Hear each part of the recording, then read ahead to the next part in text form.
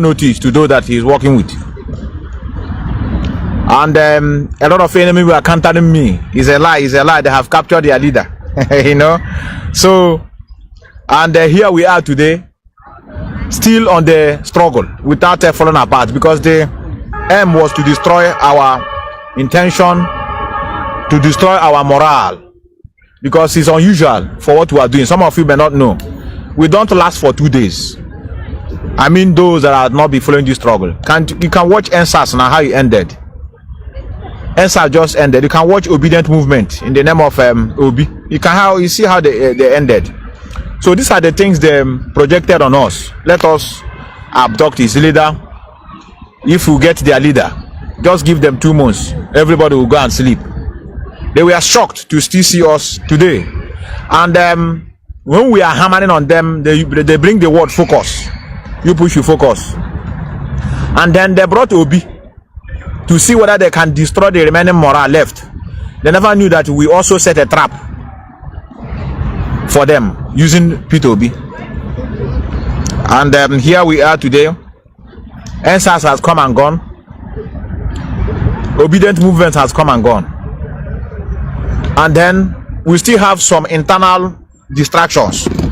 Idu has come and gone. We have people they call directors of emissary that have come and gone. Let me quit this and start again. Because I need to be seeing your comment. Very, very important. To be seeing your comment. Very, very important that I see what many of you are writing, because sometimes you need to pay attention to comment section and to see when someone raises a very, very good point that need to be talked about. Because this is the job of Facebook. They are trying to restrict me from seeing what many of you are writing. And I'm happy to have a second phone. Let me watch like you are watching. So we also have a distraction from social media platforms, such as what we are experiencing.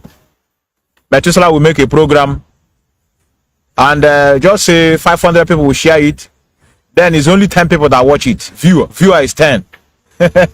So there's so many things they try to distract us. And our brethren who monetize their page, they are getting restrictions from here and there. Even when you say, if you praise somebody, I have seen so many comments on Biafra, provided it's a Biafran issue. You said, Mazi, right on. It's a hate speech to Facebook. Mazi, I love what you are doing. Sometimes they will restrict you and telling you that this is against their community standard. So this is what we witnessed in this struggle, and we never recapitulate. Now, before I open my line, like I said, I don't want to say much today because I want to hear from many of you. But please, you have to also try to round it up. Don't waste time on speaking, because it may look boring, and even if you are making your point, people may not appreciate it. Just go straight to the point. We're also teaching us how to be, concise, how to go straight to their point. No greeting. We don't have time for greeting. No praising. We are not in Doka. We have never achieved our aim. We are still on the move. Let me use this phone to be seeing your comments. Please, just hold on, because I cannot also see your comment. Let me see if I can be watching from here. What we're experiencing, people may not appreciate it. Just go straight to the point. Okay, I think I can see it here. Yes. Yes, Victor Ajagu say Metu one them. Welcome. Okay, I can see now. Okay, Adafe will say greetings, Biafrans. Okay, now I'll be watching from here, because they are not displaying anything from here. Now let's continue. Now, when this issue arises of Mazi Nnamdi Kanu being abducted,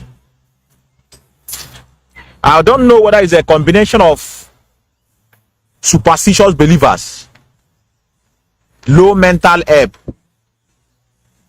extremist Christians, and then hater of freedom. They ganged up to now bring narrative that can demoralize those that are working if they are not strong. When this incident occurred, I thought twice. I was having a pinch of salt in my thought. I was saying, okay, maybe Mazi Nnamdi Kanu decided to go and hand himself over to Nigerian security agents. Some of you that are listening to my program, you know that I'm saying the fact. You can also go back there and check my program. Just type, check this date, 2021, what I said. I said Mazi Nnamdi Kanu, being a smart leader that I know I've been following him, he can't be just captured like that without nobody knowing. I said maybe the reason why he don't want to let the Directorate of State know, so that he will not have a divided mind. You know, sometimes if you want to make a decision, if you try to have a second somebody, you know, the person might bring a kind of opinion that will demoralize you. So maybe he doesn't want such. And then it come to my mind that there was a statement he always said, that he have 3 options to get Biafra. He himself know the 3. Deputy know 2. And then Directorate of State and me and you, we know just 1. I said, okay. Then what came to my mind is a wife. I said, no. Because I know I'm married. Some of you are married. That's not how you can begin to go out. You didn't tell your wife. It's not possible. Also, go to one knocking, maybe you commit suicide. You got a woman. Because all your 1 year will be when you came up. Only if you didn't tell her, she may have a feeling of mind and then become collapse from there. I know what area. Yeah, I'll give me more in experiment. Some of us, I have tried it one certain time. That was a particular year. I traveled to Nigeria or Biafra around the ladder without telling my people. Nobody know. No, I say nobody. The people that know that I left is people that I'm living here with in case of emergency. I got to the airport. I said no need of trying to, since there's a mobility in my compound. No need of me trying to stress myself with taxi people. I called the youngest one. That time he was at home. He was shocked. I said, can you just come to airport now? He drove to the airport and picked me up. I said, man, now he was laughing. But when got into my compound, my mother fainted. Because they thought that they saw a ghost. She fainted. So that day taught me a lesson that's you may do it, you want to surprise. But you ended up causing yourself a problem. Yes, actually, I can now see comment. Okay. I can now see comment here. So the thing now taught me a lesson. Then I can begin to talk about the wife. So does it mean the wife didn't know? And I was trying to go to see what because I want her to console me at that particular point. Even though I said he handed himself over to Nigerian government. But even if he handed it over to Nigeria, is it just to stay for 80 days? Nobody heard from you. At least, if it's their plan, you would have let somebody know so that immediately you know that they have captured you, the person will raise alarm. I said, I don't know. Because we are not the same. We have our own way of doing things. Then, but I said he's smart now. I know him as a smart man. I know him as a very intelligent man. And he's supposed to know that his life is in danger. Then what now came to my mind is about the parents. I said somebody that lost his parents, 2 parents, they buried them the same time. The man will not be the same. What is he afraid of again? Some of you that have lost the mother, you know what it means to lose a mother. If you lose a mother, you will now endure all sort of things in this life, brother. And when he came again, so because I am not I'm not a superstitious believer, and I'm not extremist, because it's only Christianity that they don't answer a question. They don't have time for question answering. They always go to conclusion. They don't conduct experiment. They don't do research. They call it belief. They can arrive to a conclusion without any process. So these are the people that can also wake up in the morning and begin to accuse people blindly without evidence. Can you now begin to see how it goes? Christianity. Holy Ghost told me that you are a betrayer. I dream about you in the night where you are planning to kill me. One pastor ministered to me that my family don't want me to progress. So these are the things that come with the teaching of Christianity. And anytime we are talking about Christianity, some of you thought that it's an act of hatred. No, it is reality. So, and to tell you how wicked this scenario is, all those while they have been attacking the US doing this, nobody have brought evidence. No evidence so far. We want to sell onion. Even me that is speaking, I can't. Repeat that? Yeah, actually. So you can see that nobody have ever bring evidence to prove that our leader was kidnapped or was sold. It just guessing. If I know over, I may accuse Omoto Biafra. That's also and they may get up. From there, how like Ikenga is one of the people that conspire with Ifeanyi Oba. From there, has that man name broadcast na Kenya. Yani we international yawa. From there, I and Nelly Ofewu. Actually, from Nelly Ofewu, I go out there to Madam Bridget Ukrav. From there, I lied to China Sanworu and Chike Doziem. All sort of propaganda everywhere now. I'm not attack. I don't think so. They didn't come my name.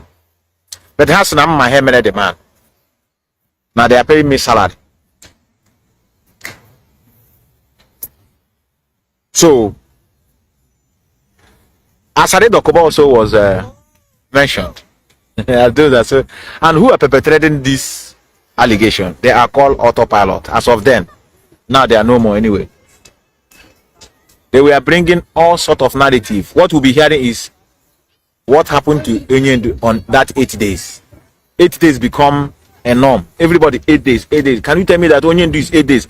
But they can't even say what of if it's a what could it be a mistake of Onyendu? Let us assume that it's not his plan to hand himself. Onyendu okwani Chineke, won't make a mistake. What of Yama or plan or mere? Maybe a walk which I told you chair. Then on when so can we just also put a blame on him as a human? Say now, no Onyendu mess up at least. You can have one again happen, no matter what. At least you know no secret. At least among this the director of state. I get one on you, my dear, and keep secret. A boy a civic card mom. No, they don't want to think like that.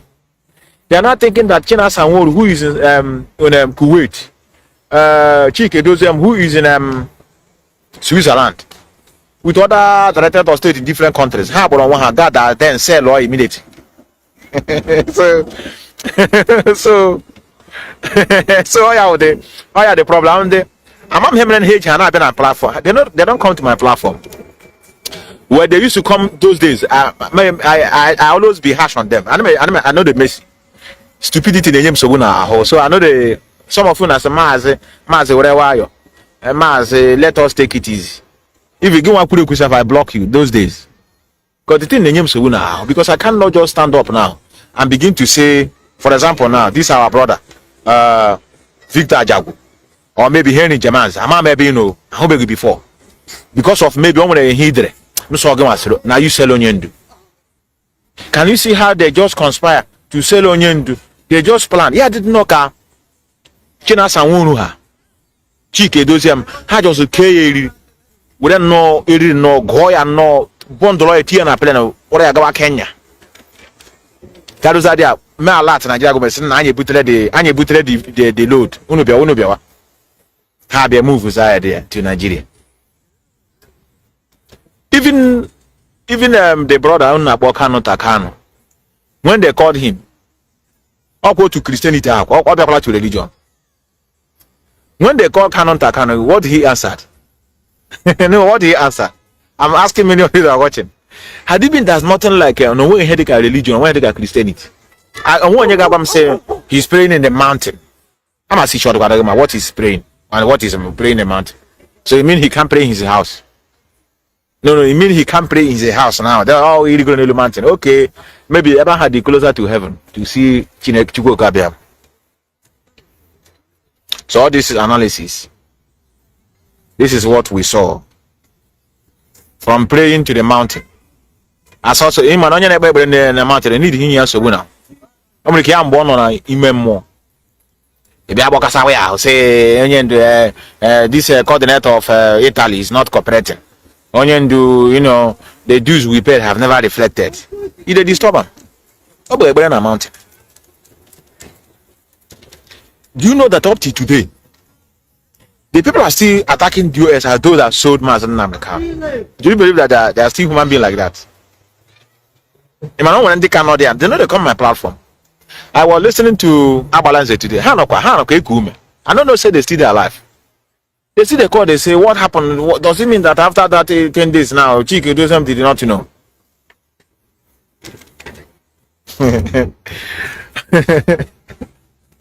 More not here, self.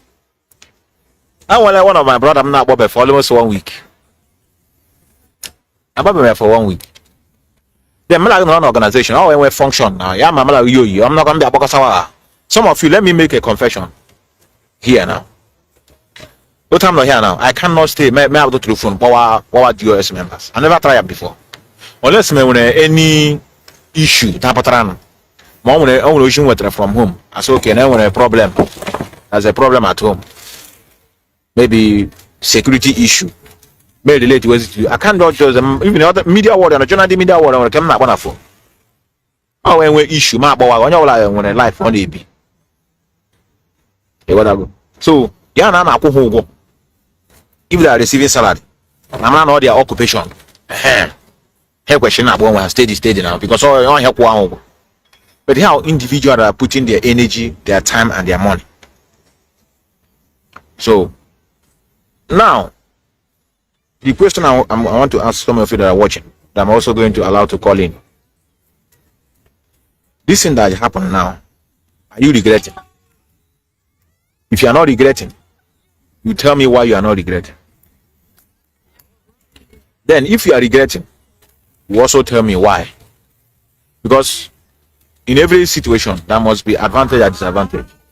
You are going to call in now. You tell me, Mazi, I regretted what happened. And this is the reason. Because this is a philosophy. Philosophers don't just arrive at a conclusion. It's only Christianity. If you say it's bad thing, then you have to say this is why it's bad.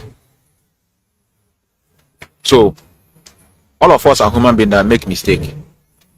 Coming to the wife of Mazi Methuselah, she's not shaking. How about I can't accuse her. I'm there accused no I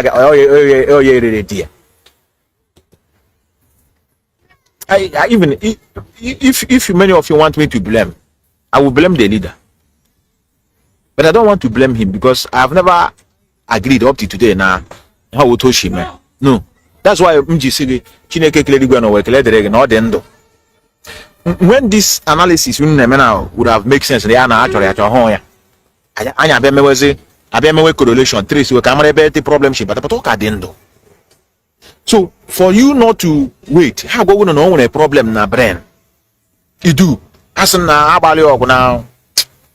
Echichiana work is now normal. So actually we put from that side this one na why are we killing ourselves now? Can we just come together? Work like a team. When he comes out, then he cannot tell us how it happened. No, they said they have injected him in the brain.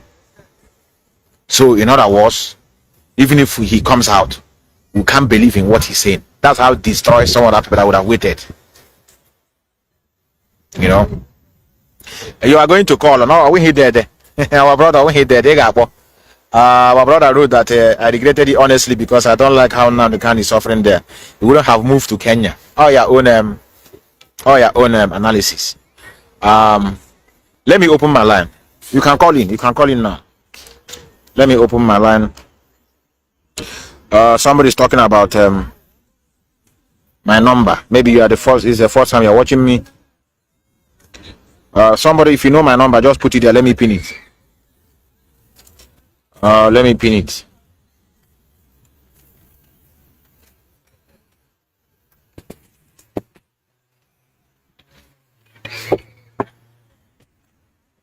The sun is dissolving here.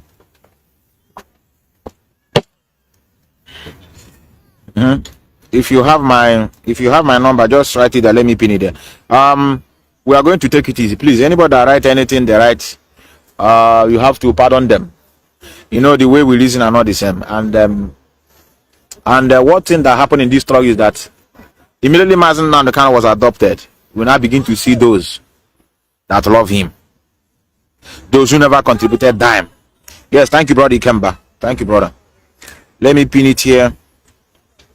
So we now have people that claim that they love him now begin to come out. Oh, our leader, if you go to African shop today, our leader. I Mazi Nnamdi, I love him so much. Those that are in Western world who are free to join us, they are not joining us. Our leader, we miss him. Can you see how the duo sell him? In fact, let us go and listen to Simon Eba. He's the one that doing what we want.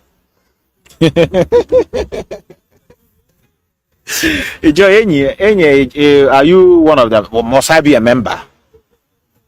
How can you people sell him? You sell him and you want me to keep my mouth shut. He's my leader. I love him so much. But in at least he contribute. You know, why will I contribute at the case? Our own is just to sit down and look. Then our own not to contribute. What of a demonstration? And when you got protest before. Wow. I'm because of my work now. You want me to leave my work? You catch no. Hey, Jude. Nah, sun is disturbing here. Let me go and relax somewhere here. Don't try back with that, my man. I don't got people. Well, I like that way anyway. And I want to have some. You know. Thank you very much for the number. Yes. So virtually we have a lot of followers, and I have virtual followers. And I on social media. People protest no boda, the whole Ndibo no boda, Hope put an abba protest. I swear. I got even police who jog about police. Then when you protest on anything, okay, let me go to you. You can hear me? Okay. Can you hear me? Yes, you're welcome. Yes. Okay. So good evening. Yes, go on. Yes, go on. I greet everybody. So, hello? Brother, you're gonna get straight to the point. You call back again. I think this one is from Nigeria. Yes, can you hear me? Mazi Methuselah, good evening. Yes, I got straight to the point. Yes, the question remains that today make it 2 years our leader was adopted. I'm a on a zoo. I know. What do you have to tell us? I'm not educated now. I'm educated. I'm not because go worry about your in the program. Okay. So, I am in the freedom party, man. I am a little bit to share it with the man that was there. So, I have been asking on the great. You make it on your freedom fight. I am not a freedom fight. Yeah. So about Hon on like Hon on alcohol again. Case like Hon on alcohol. I like another on the weekend.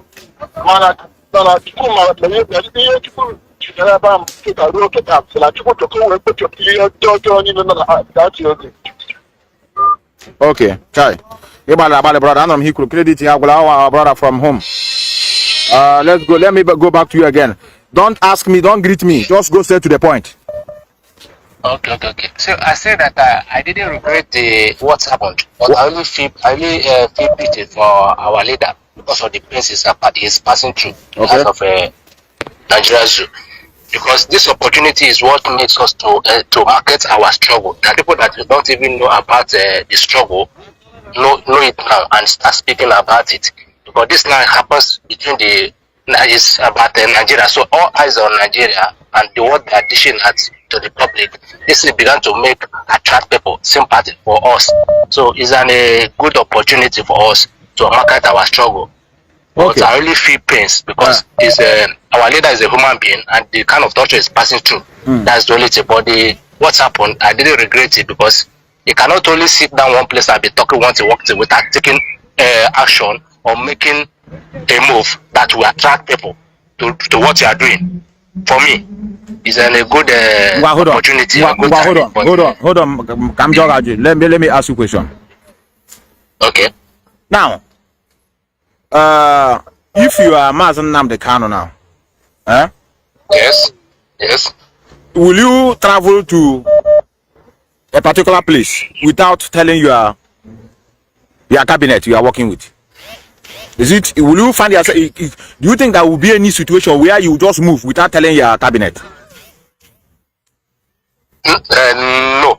For me, no. I said no because it cannot be traveling pertaining on the issue of or the group or issue of the Biafra struggle without informing even though it's one person, because among all of them, at least you must have trustable one among all of them. If it is me, I must have trustable one that I will relate. Maybe I might not tell the person what I'm going there, but I say I'm going to this place. Maybe if I want to keep it a secret, I'm going to some place for 1 or 2 days because I know our struggle.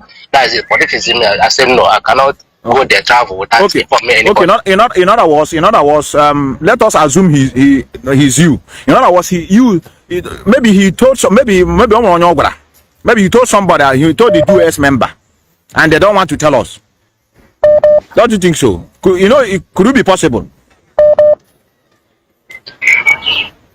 I don't think it will be possible, because if it is possible, nobody they shouldn't be rolling around trying to find out the place what's happened immediately. If there's somebody that knows what is that is in that place, they could have swing in action immediately to find out how it all happens. Understand?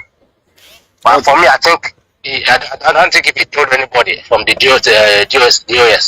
For me, that's my own. So if I'm saying it. Okay, now can we now say he made a mistake if he didn't tell anybody while traveling to Kenya? Can we say Onyendu made a mistake on your own, or because from your analysis now you said that if it is you must tell somebody. Now let us assume now he didn't tell one of the cabinet, and that is why they couldn't know where he's about. That is why complete 8 days everybody's in disarray. Can we now say he made a mistake? Yes, he's made a mistake, because for me he made a mistake because we are humans. Sometimes there's a way that we may think that seems perfect for us, but it may not. For me, he made a mistake for going that kind of journey, knowing fully well that he's. Hi, it's okay. I wanted to go, so I have never finished with you. Can you hear me? The matter. Yes, I can hear you. And okay, now in conclusion, before you go, for me, I wouldn't have concluded in whether mistake or no mistake. Why? Because you've never heard from the horse's mouth. Okay. Do you agree with me? So I want us to go on a memory lane. I wouldn't have. I don't want to convict him, because I cannot begin to tell you he made a mistake, because I've never heard from him. Because if I hear from him, he can say this is the reason why I did something like that. Then we cannot say, oh, no, you made a mistake. But now we've never heard the reason, so we cannot conclude that he made a mistake. So what we should have done is to continue, working together since he's still alive. But we ended up begin to attack one another because of the nature of our place. Somebody can wake up and begin to attack one another. Thank you, brother. Thank you, brother, for the conversation. Thank you, brother. You're welcome. Yes. But let me just say something. For this shop attack, it's just something that they have planned already, trying to exhibit it. So they just found opportunity, a landing place to exhibit the plans. It's has the plan that have been going on since now. So they have just looking for loophole to exhibit it. That's just the opportunity that came. Okay. So thank you. Okay, thank you, brother. Thank you, brother. I'm having a lot of callers, a lot. Let me go to you from America. I think this is United States of America. Yes, can you hear me? Good afternoon, my brother. Straight to the point, brother. Yes, you know my question. Today is the 2 years. I know you're doing demarcation. Can you hear me? All right, somebody's calling from Nigeria again. Our brother, just allow our brother. Mission of self-determination. Okay. Once before he jumped into the struggle of self-determination, he knows very well that arrest and being in jail or in prison is part of the struggle. Even himself can sometimes in his broadcast say that a freedom fighter, that a freedom fighters have two permanent residing places, which is jail and the world and the grave. You have now, no. It's Let us make a correction. Freedom fighter always have 3 places. Either you are in exile, number 1, exile. Yeah. Or you are in jail, or then you are in grave. Yeah, continue. Exactly. Continue. Exactly. So So before he embarked, what happened is not bad. So on this, what happened equally is part of the struggle. He is just like he normally equally says sometimes. He is in the forefront of the war right now as everything is going on, and it's not that equally is revealing the in-house saboteurs, those who are not part of what we are doing, and those who does not understand what we are doing. Everything that is happening today is happening for the favor of Biafran people and IPOB as well. Whosoever, one thing that I find out is that our people do not know. Anyway, it's a foreign thing to us. Struggle, self-determination is very, very new to Africa. We don't know what self-determination is all about. It's new, This is the first time we are seeing it. Many of our Hi, on your call, your call. You don't have to call me. Somebody's calling me direct from Sweden. Challenges of today is because we say we have many people who love and they understand very well what Mazi is doing and everything that is going on. But many of them are still inside, People know what is going on and we are all supporting. Okay, let me ask you hold on. Let me ask you one question before you go. Do you think registered members of, yes, can you hear me? Can you hear me? Hi, our brother. Can you hear me? Our brother, can you hear me? It's okay. I think network is problem. It's okay. I wanted to ask because I prepared so many questions today to ask. Those of them that are putting allegation, I want many of you to come forward.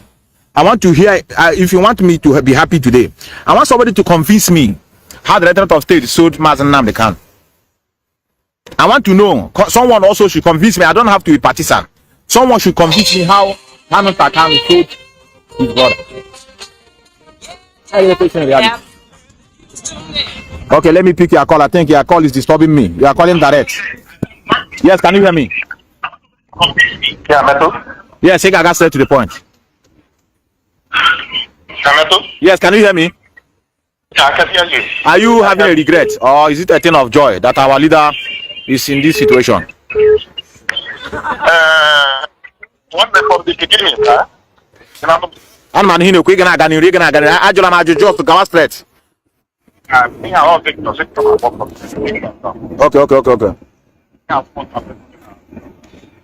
Okay.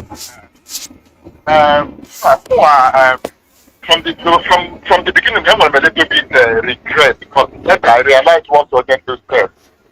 Based on Hendo grew up in that he will be in the front to fight for this. Yes. You understand? So I now realize them not having a strong mind also, and also Okuka that a freedom fighter by 3 places. Okay, at the top, either exiled or in jail or street under. So what I'm trying to say from the beginning, I was a little bit sad, but after all this, and also this thing people are also people I am they will say because in my message could graphic Coco. So with this issue, I am the yeah. Thank you, brother. Thank you, brother. All right, brother. Okay. All right. I remember. Okay. Our brother from Sweden, we saw in Belgium. Methuselah will also try whether I will be in Finland. It's not yet confirmed. Can pick where from zoo. Yes, can you hear me? Hi. No, noise is too much here. Yes, I got straight to the point. You know my question. Hi. Can you lower the one you are using to watch me, brother? Hi, Nigeria. How do you when enough play the table direct? Yes, can you hear me? I can hear you. Round up. Round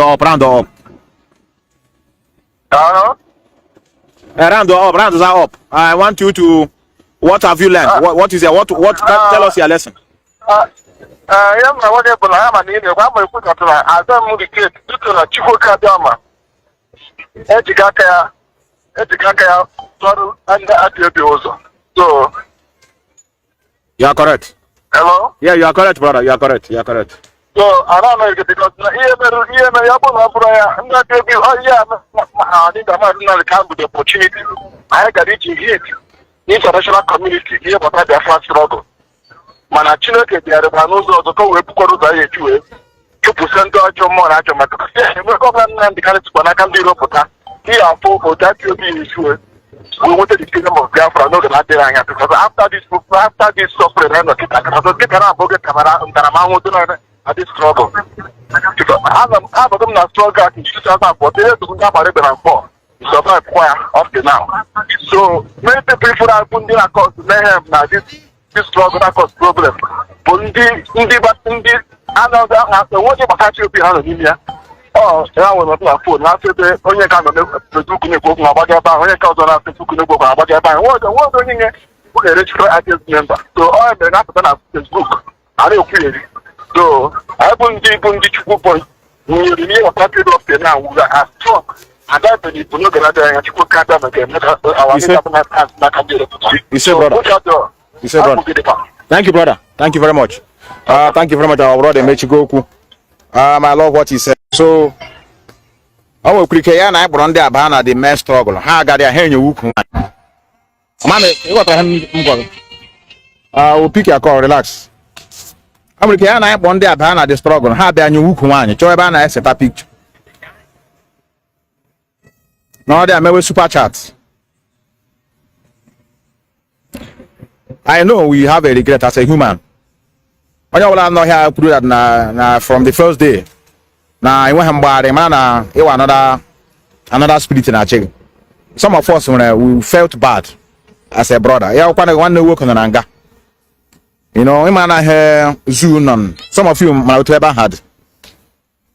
On your guy got a ham corner when you do a pala yolo. Ndị apaloro self na ha na ebe ijigba akwa ya fụsọ onye nọ na their custody ebe ha na-ehicha mamịrị a very dirty place. Ndị a na-eti action onye nu na action ndị a na-eti action ndị anya nsogbu na ndị a na-eti that time ọ na-eme broker sana akpa ya maazị when we march na let us march na maazị action. They don't want to know the preparation. They don't want to know anything. All they care is about action. Rambo style now. We need to do Rambo style. But they will Rambo style it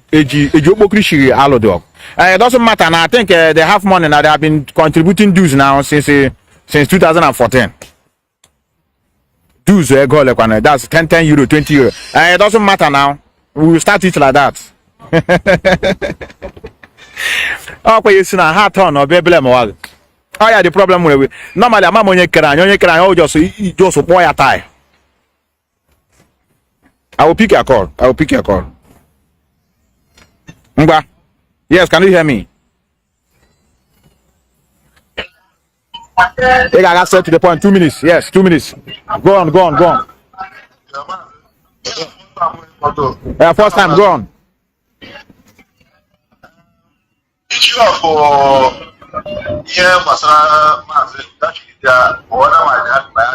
But that time, hold on. Quick, Ibon from Biafra land, order. Yeah, I'm Lagos. You know Lagos. HM do US Mazi Nnamdi Kanu. Are you aware no how I ready? How This topic again, you would know. I'm a super of my friend, Mundimuna Biafra. I want to tell you, I'm not going to speak over. That's not the US. Even the more I get 2 euros. It's on the He said in the same market. On the buying and selling, heading for them is I have home. Oh, we have. So, how can I actually do? But in other way, our enemy, not our struggle. For sure. Too much. I carry. I want to can always some you already put that like here in Lagos now. One guy who didn't matter around the country for good around the country. Only go group. Mankana had to bring shower shop. Only go around there when I do those things. Create awareness. The whole world I'm here, but now what's any prayer? Yeah, very disadvantage. But I don't want to find advantage. I'm not our enemy. No, us. It is correct. So that's my own opinion. Thank you, brother. Thank you, brother. It is correct. It is correct. Let me add to what our brother said. Because on one my God, our leader, at least they might tell you that now. Oh, name my name on there, my head go low.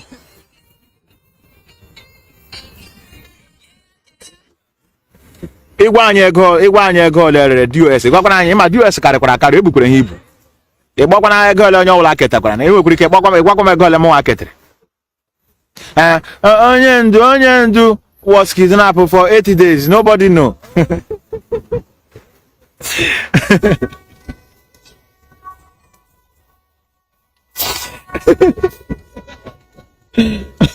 Our people.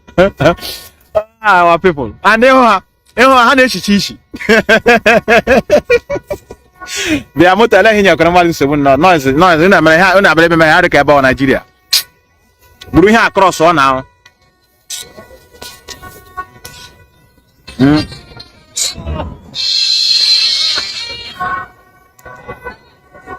Onyendu. How can Onyendu? Yeah, the Onyendu or Womaka. Yeah, the one and Yana. Had a good at in the evening. Yamma on your mouth and Nadaka. Had a good at you go to say somewhere one baby. 2 years old baby and Yana. US just no there. Mandian one all. Now mother baby so how much there? 100,000 naira. And the channel change market. Oh, onion, but people no ya onion do not the smart. Nisogi and all your leader. So here they are like that. Or when they told you struggle or new information, so now mama. Nah, I didn't notice something now. Or what gonna kill 1 year? At least 1 year to a good kill. If you want one, come more down. 1 year will be there. Yaga kwagele kwa na the place but akwa you say USA Mazi Nnamdi Kanu juru ke kwa maka chike dozie am akwa ahode kwa. Let me pick a call. I'll be picking call now. Yes, can you hear me? Acho me girl ndi radio ndi Mazi Nnamdi Kanu we girl ka we girl how much? Is that well? Huh?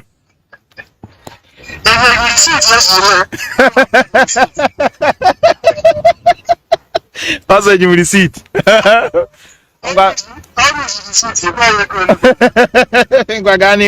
Gani brother. Gani don't say what. Yeah, brother.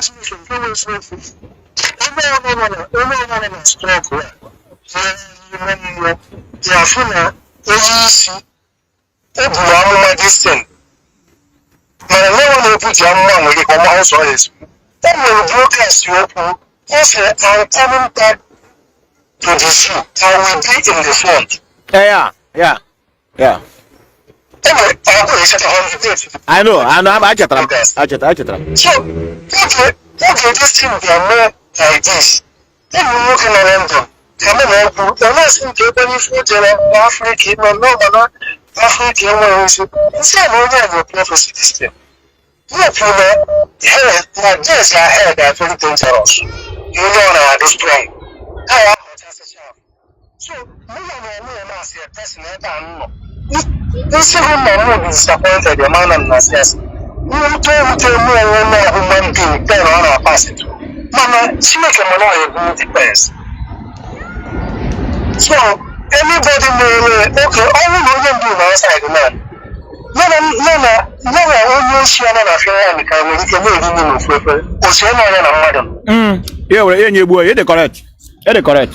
You're correct, yeah. Only she come outside now. Okay, I don't my Lord, my personal savior now.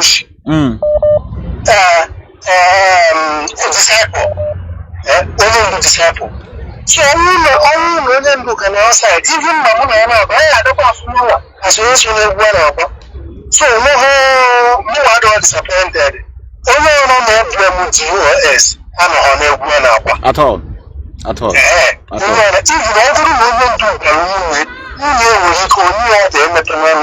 I know now. All right, yes. I know. Yeah. So,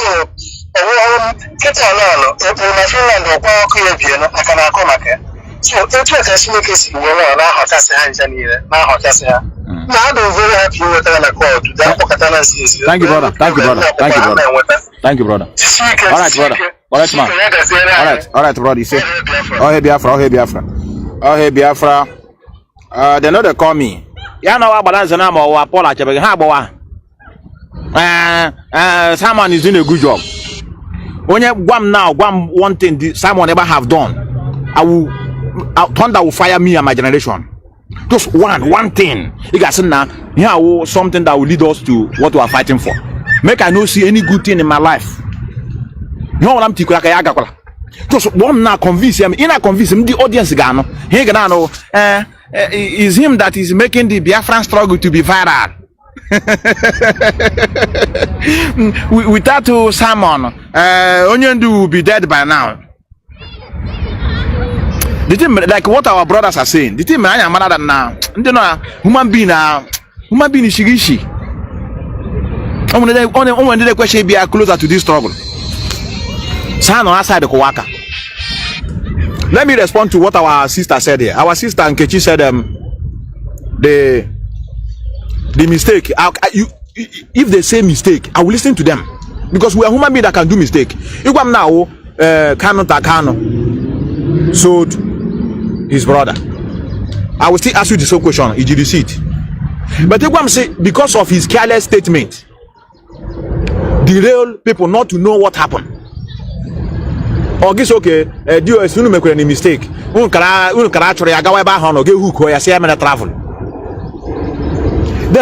it is not a statement of certainty or a statement of probability.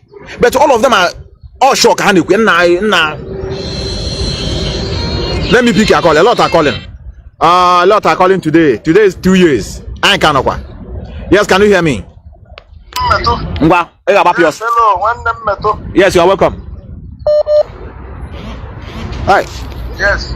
Ganu, just you are welcome. Yes. Yeah, Mazi, I'm happy to hear you today. If anything is this, as in this location map for India. Okay. If anything is all the into two things I got for these 2 years. Yes. Number one, open more. Yes. Man on I now this struggle I'm on me. On I can find Malon de Pona struggle. Malon de Biafra fairness. Malon de Biafra EGU because also 3 categories of people on into the struggle. So of one land the canon at the absence of one land the canon, bring them out. First, many people out. Mandi na Twego, Mandi Cheke, where Malugam, where North of Panafan on IDOB. That's happening on the Biafra struggle. Mandi Bia with your genuine mindset. Let us struggle to get our nation. Okay, so now, absence of land, they cannot bring a lot of things to us. The DOS that are still standing till tomorrow, they are in the right track.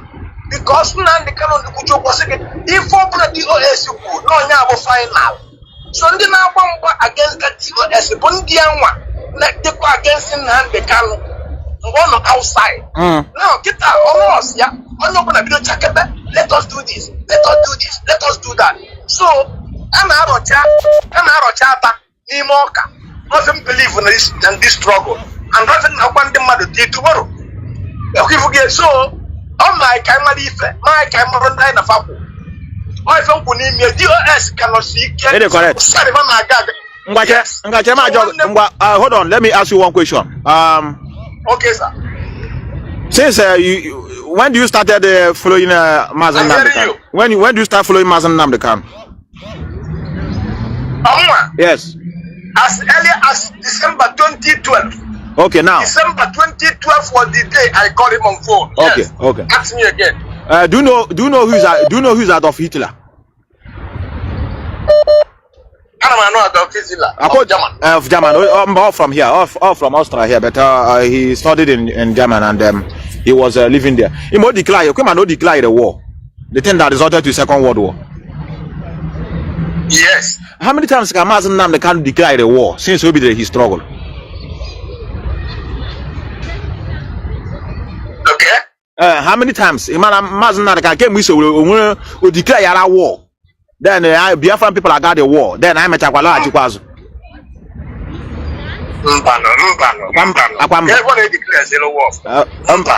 Okay, declare the war. Do you know why I'm asking you this thing? No, sir. A lot of these infiltrators who hate him, like you said, they were pushing the DOS to declare war. They have to do something now. They have to do something now. Then I now begin to ask, what of Onishi Haneso? Because Haneso no Nishi now. Yana Mazi Nnamdi can declare war, now war here and there. Okay, Udo Hanakana is their turn to declare, and they don't want to declare war.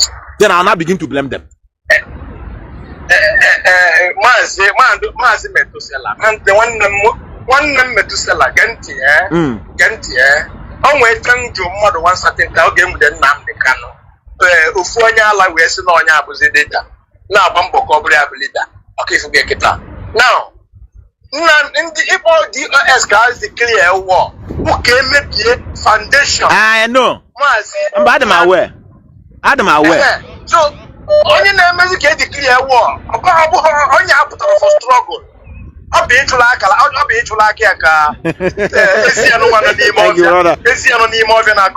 Thank you, brother. Thank you, brother. Thank you, brother. Thank you, brother. Correct man. All right, brother. Yes. I love this call. I know why I ask him this question. Because I'm on your top pilot now here. Una volley have brothers. Unu will why all opinion Nukiyawa. Unu get me send now because my number now here, brother. It's not how Chris again. They say the guy have done a good have done something. But it war. Because they're not WhatsApp, so I go on your top pilot. I will pick your call. You get convinced that they can all the lead to Biafra government in exile. Because we couldn't wait followers. You don't want to get more followers? Call us now. Audience will be listening to you. Tell us what these guys have done positively to push this struggle forward. We are waiting for you. Let us pick caller while we are waiting for you. Somebody say I cut you off. Okay, one doka. I'm not gonna cut off. Are they Chris? A boy, I credit to Ogo network. This is cut off. The objective. Yes, can you hear me? 2 minutes. Yes, 2 minutes. Can you, brother? The doors are wise. For my own opinion, one day my friend today for 2 years, Muslim and the good internet. When an internet wait here, I forgot hypertension that day. I want to this issue. Then I say why Nnamdi Kanu have question why Obolo Mado Ebon Eje. What is in Ebon on Edge at that moment because he brought the first time on our PG. Adam aware. So when you open say why you go on the DOS, you have propaganda age will the name in the carriage where they spread it. Yes. And then I say, but I had a forcing Kanunta DOS was in a food. Yes. When I say on a mountain, I thought that one was a very big blunder. Carry there now and you could Madeleya. So Kuma. I want to be one nigga who see how far is it on a mountain. Then I operate Twitter handle. I can't be sure do it. You know that last year. If we are now, so that one be very big blunder. I was face, but do to know when interior motive. Now the game. We support we are at the end of the day. He had now like this man who now see that he have America all Canada, if go now my home in that's house enemy not there. Then I'm not talking about Ebirima. Because I want them to go back to broadcast Mazi Nnamdi Kanu need. I got white and black. Because he didn't bring a couple nonsense. That's a man can the madu so listening to that kind of jargons. That madu kochago diriya. I the Mexico kai bundi. You know, so when I begin to can catch more than that. No one can when these supporters who based on Emola Labeke Mobodo. You know, Oscar. As of today, now one, I'm Germany, man, I'm America for almost 2 months now. I'm more get Delegosi. Say, na again, I is a couple with Dodge. Okay. I'm America for almost 2 months now. So, you want Emola Labeke where Obodo Yibo. Yeah. Even America, no one, they are memo anya memepeku more. I'm from the professor, from the doctors. From the na ndị aka na-shake but when they talk onye isi awụ na-ekwu ihe a kụọ ya nna wọcha ma na-asị gị na onye abụ prọfesọ so also that career ka obi ha dị n'ime ya another thing obi ha dị n'ime ya bụ ị na-ebube ego ije ebubawazi ego you know I've a lot of things here even on the messy mobile now ka nga no wa here ka nga na chi gbaja mmiri isi were my brother enyi him dey aba ha we eba na no. Yeah, I may be in Germany for long. We can't compare it with America. Eba brother.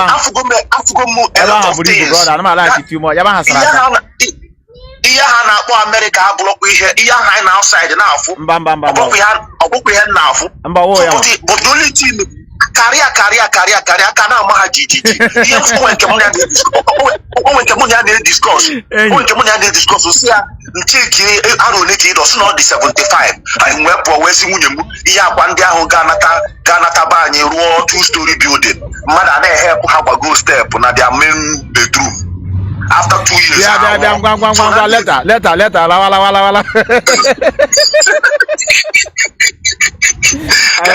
Arabic our veterans on Arabic our veteran on 1 minute round up yeah 1 minute achalugo gunwa agbalanze nwa Chineke nna ebe ọ bụ na mfulunu 1 bottle of Hennessy each unu egbugo m egbu unu abiye no that's unu abazu anuka no sheni ike kuzwe no shike nwanne m thank you brother they want to have back to back thank you brother I agree to our brother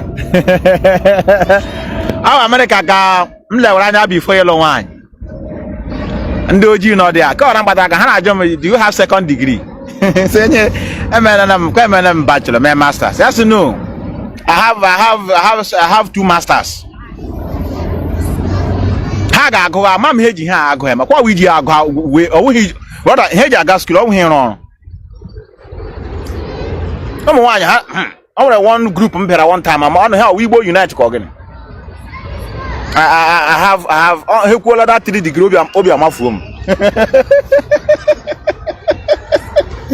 and the thing wora ha the thing na ha ma na ha o kekeri igurele grala ọ n'ime agba gị nwa onye ahụ agha n'ogoro ama nwere hu ji ame na the struggle for where I tell you ha na-eji degree eyi mmadụ egwu nwekwe nothing ihe niile mpompo ebe a dịwakwa ka Nigeria in terms of behavior ana m ekwu the place n'onwe ya but ọ nwekwara ndị be anyị ọkwa dị a bere na ha na-akụkwa akụ let me not generalize it. I'm not autopilot. I want to buy another and I want one of our lovely sisters. All this our sister Chinyo onye chere them. Our sister is in them. Oh, I am about her and give you intelligent people. Not quite that side. Now, but generally, and they have for our hand. Eba came with a lot of veterans now. Eba meet veterans. I meet loyal veterans. Chai. Upon their age. Oh, him Mazi Nnamdi Kanu, my leader, our leader, Mazi. The under boy from home. Yes, can you hear me? Can you hear me? Hey, hold on. Are you hearing me? I want to ask you a question. Can you hear me? I can hear you perfectly, Mazi Methuselah. Please, I want to know how much did they sell Mazi Nnamdi Kanu? Who sold? Oh, yeah, please.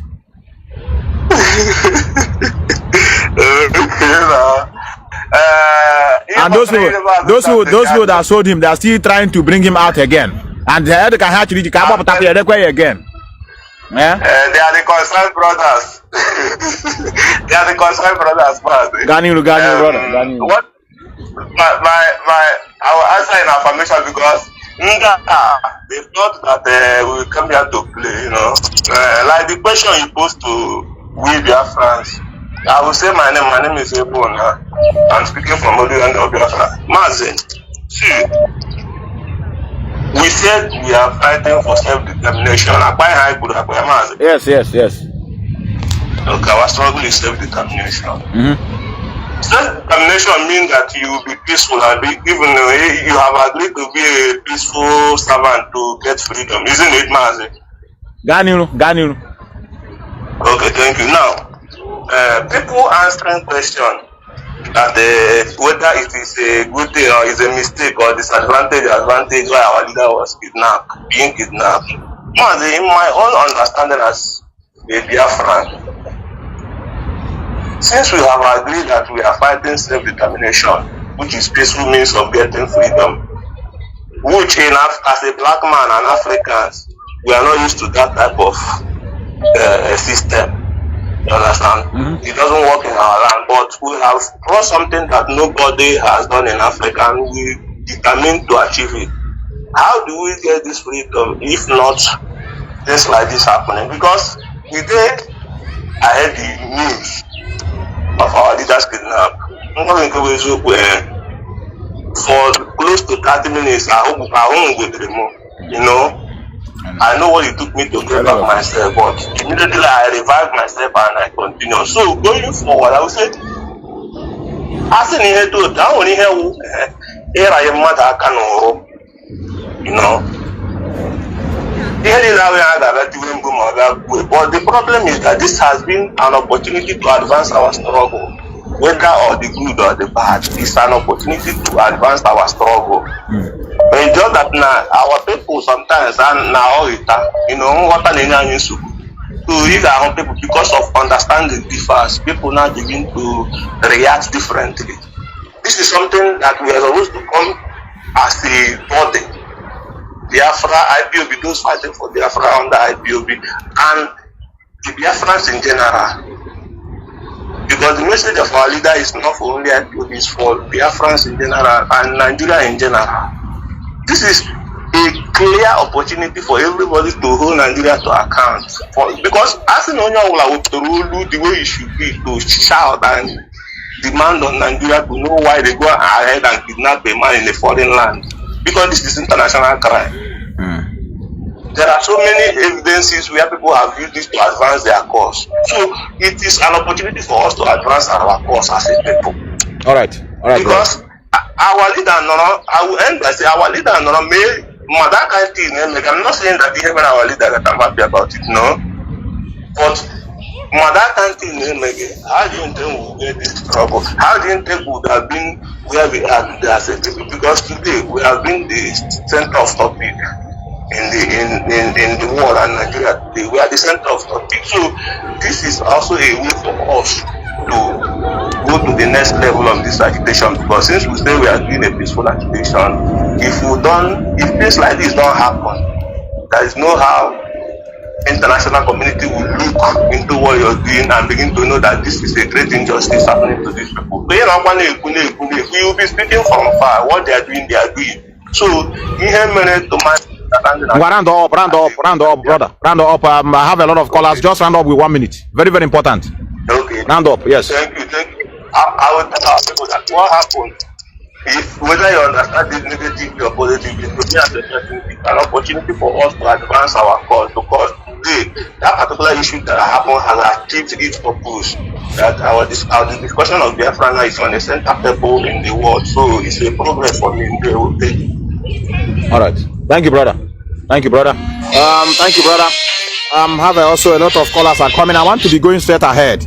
And that's why I want to make it. Just only get me a while. I can want to touch everybody. Yes, can you hear me? I can hear you. Good evening. Yes, you're welcome, brother. Now I have a question before you go on. Do you think IPOB, that's the one that are registered under Mazi Nnamdi, do you think only them can get Biafra? How come? So in other words, we need other people that are not even registered. Other people like you, as we are preaching to them. Okay. Okay. But please, before you go, I have to ask you one question. Because you are answering people questions. Exactly. Ask. And they are answering you. I have to ask you one question. I mean, what is the task here, brother? So that you answer me that question. Yes, go on. Go on. My question is this. When Nnamdi Kanu started flying all over the world with his computer and microphone, who is the second man? Any person with him that time? The time he was doing what? Come again. I have to be very, very. The time he was flying all over the world, Okay. Austria, Germany, Hamburg, Japan, Cambodia, with his laptop and microphone. Who is his back that time? Anybody going with him that time? Sometimes some people follow him, but not always, because I can remember when he came here, we know how we do things. Sometimes we book first class for him, then others can come through another means. Okay. When it's for function. Okay, so, yes, when it's for function, yes. So this question now you answer shows you that nobody sold Nnamdi Kanu. I want you again. I want you again, So brother. cut it off. And before I go to another history, I want to give you one history. You know, all these autopilots, they come into us and pick history and take it to challenge us. I know Nnamdi Kanu from prison. I know you know the people they call ETA. A-A-E-T-A. You know them? Yeah. ETA. I've heard it before, yes. Okay. The leader of ETA spent 32 years in prison. He spent after his rendition from Cuba to Spain. 30 good years he spent. And then Nnamdi Kanu come to Spain and visited that man, but no any of his followers knows that he went to prison and visited that man. Wow. Okay? Yes. Pick this thing now at the point. And the man is the person who played the voice of Nnamdi Kanu with me in prison. Told me to listen to this man, and it's the man that's going to give us wisdom. He wrote the game. I know why I give you this secret history. So both Kanu and Kanu, all of them you call, you see the system is open. We see them are falling by website. Okay? Yes. The system is open. For sure. We see them are falling by website. If you have the identity that Nnamdi Kanu is going to give us Biafra, keep on your good job. For sure. Keep on your good job and keep on at your faith. Correct. Don't tell me, but if you like, you can call me. Don't tell me, at your own action. That message is sent you. Any day you people phone me, you didn't see me, burn down the zoo. And we are going to burn down the zoo any day we didn't see him. Thank you, brother. But as of now, correct, man. It's alive. Correct, man. Okay? Correct, man. That's the thing. I love your call. I love your call, brother. Our brother has said, let me add something to what our brother said before I pick the next call. You hear what he said? Any day you look for me, you didn't see me, burn down the zoo. Do you know that they always tell us in the autopilot? Onyendu said, if you don't see me, burn down the zoo. What are you waiting for? We try to explain to them, but we know where he is. I may pick your call, our brother. I think our brother from India. I'll pick your call. Onyendu say, if you look for me, you didn't see me, burn down the zoo. But Onyendu say, if we didn't see, but we know where he is. So what else now you want us to do? So these are the things. Let me tell you one thing. Let me tell you one thing we learned from this struggle. This situation we find ourselves. Like I've been asking many of you, what can you say in this condition we find ourselves? The situation is not only differentiate the main grain from the chaff. It brings the best out from us. Some of us are not so resolute like this before. If they don't, they notice them. Some of you that are now hardened, you were not like this before. But because of situation you find yourself, you say no. The thing now brought the best in Monyamu before. No, you know me. Some of you that are writing here, I don't know you before. You now bring people that have this when you hear Mazi Methuselah will be telling you we have to leave people that have the same common value system. Some common value system, some of you will think now one day was all Mazi say whoever tied the 2 pieces of wrapper is a Biafran. So a Benin woman now gamru kwakwa boy, ya mother. This common value system is what we are seeing now. The way we reason, the way we assimilate issues, the way we rationalize, the way we interpret information. Do what makes you a Biafran. I tell you. All we pro gossiper. Can't you say any religion we warrior? How another species? Hey, I just buzrot or go madebo. I tell you. Let me go to you. A lot are calling. Our brother from India, I think I have to call you back on myself. Yes, go on. You are calling from South Africa. Yeah, Methuselah. Yes, brother, you're welcome. All right. You know my question now, that? Yes, I can go today at least. Have you called me today? Have you called me today? No, I'll go for today, but at least I don't want to be in your program. Go on. I can make all before my program. The reason why you're on your program. No. Among others, Guma, Obuni Kuya Basana also Guma Yeshigari in your sister, Karian Dozo. Okay. Yes. So, the truth, even some people, I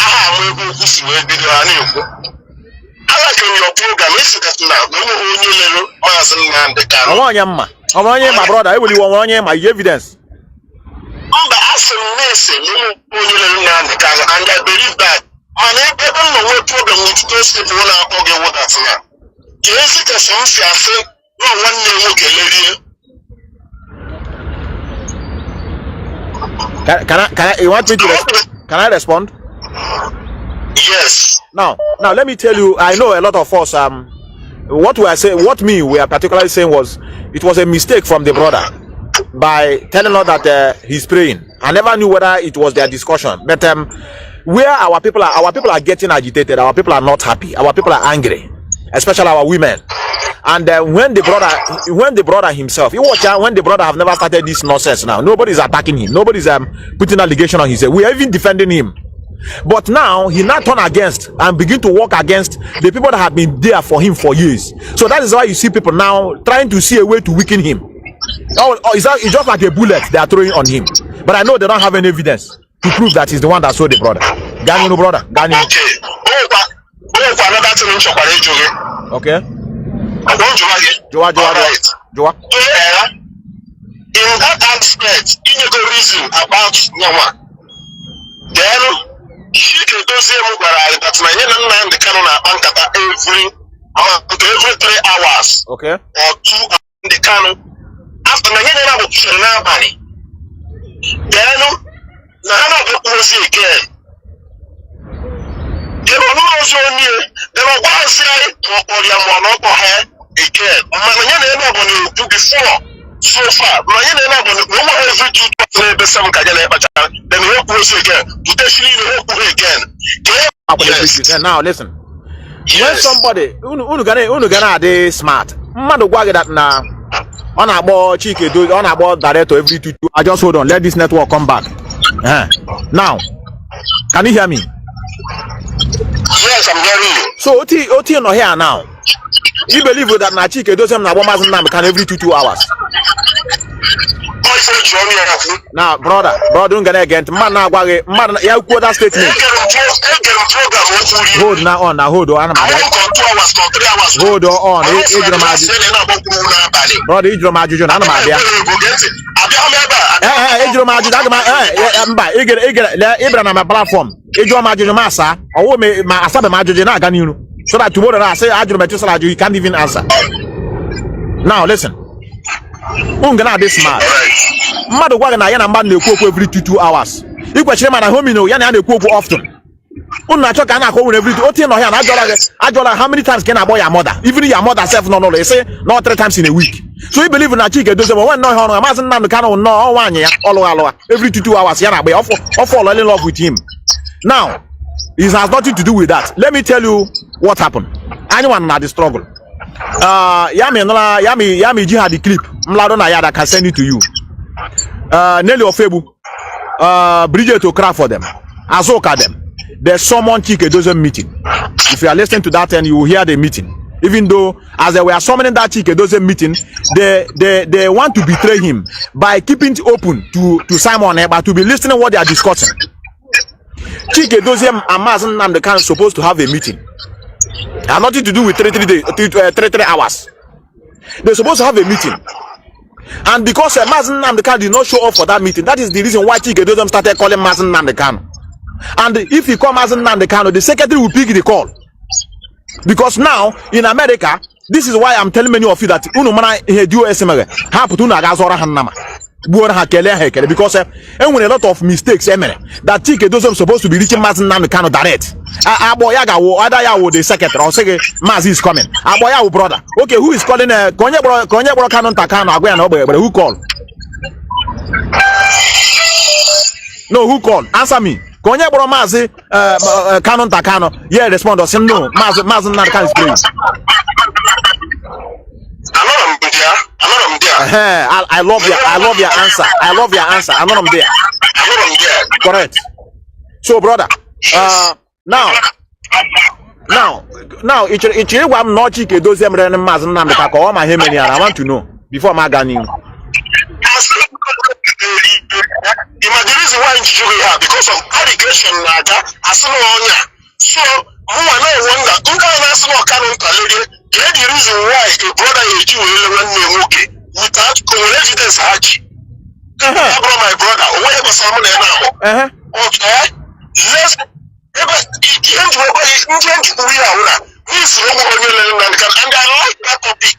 You have to say that topic now is not current. We're getting to now. I have explained the thing to you. Then more when you say when your instances here because every time I because you can't pass on a month the we're going to can establish something, brother. I'm an IPO. I'm kind of the objective. I give every time. I'm an IPOB member under the leadership of Mazi Nnamdi Kanu, chaired by Directorate of State. Get one day code of conduct. When no need about it. It got hold on. Only one day. This Kanu Takano and then one problem now. Oh, to wash water. But I just want to keep you now. Kanu Takano. Whenever me prelono say that now, whatever DOS says goes. And when I go to such a thing. And whenever Kanu Takano could say he cannot come out on internet and begin to attack DOS now, he will go in secret. Now how will I hatch your him and not how I in charge? And only I before because you know before. And the DOS now because I don't know why jog is in Nubia before. I know you are watching my board. You know now. Okay, maybe about all the possible. You know to go. On a moment I went a moment. You know to go. So I'm not going pasha. You know beside this topic, I want to say that apart from Kuma particularly,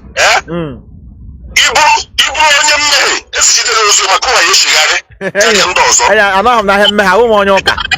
That's all I am.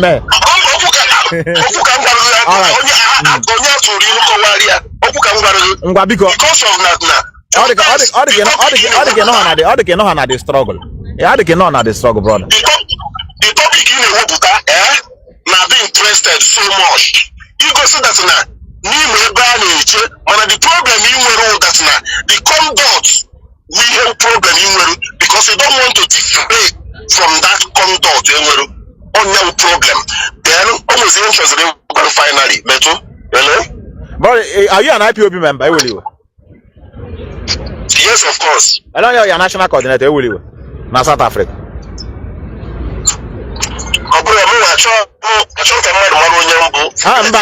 You need brother, age him the list of national coordinator of every country. Hold there now. The name of your national coordinator.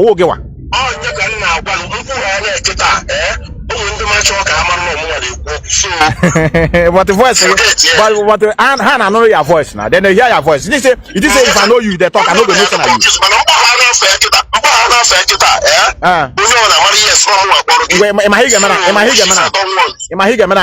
Yes. What about you know? What about you know? Take a cloth, put in your mouth. You speak. Nobody, they no go know say you talk am. I want everybody know the register again. I need everybody. I need you people. But brother, can I establish something? Our people no. Okay, sure. Yeah. Yeah. Because of things.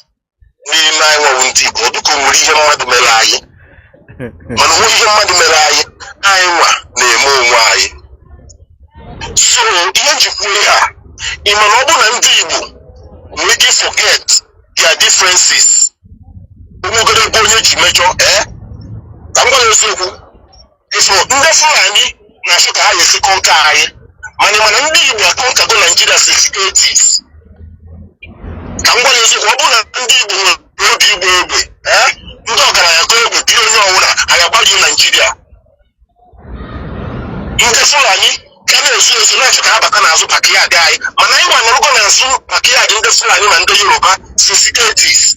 to happy about Kaga one that Kaga correct, but talk about topic of another day. We are discuss can correct instead of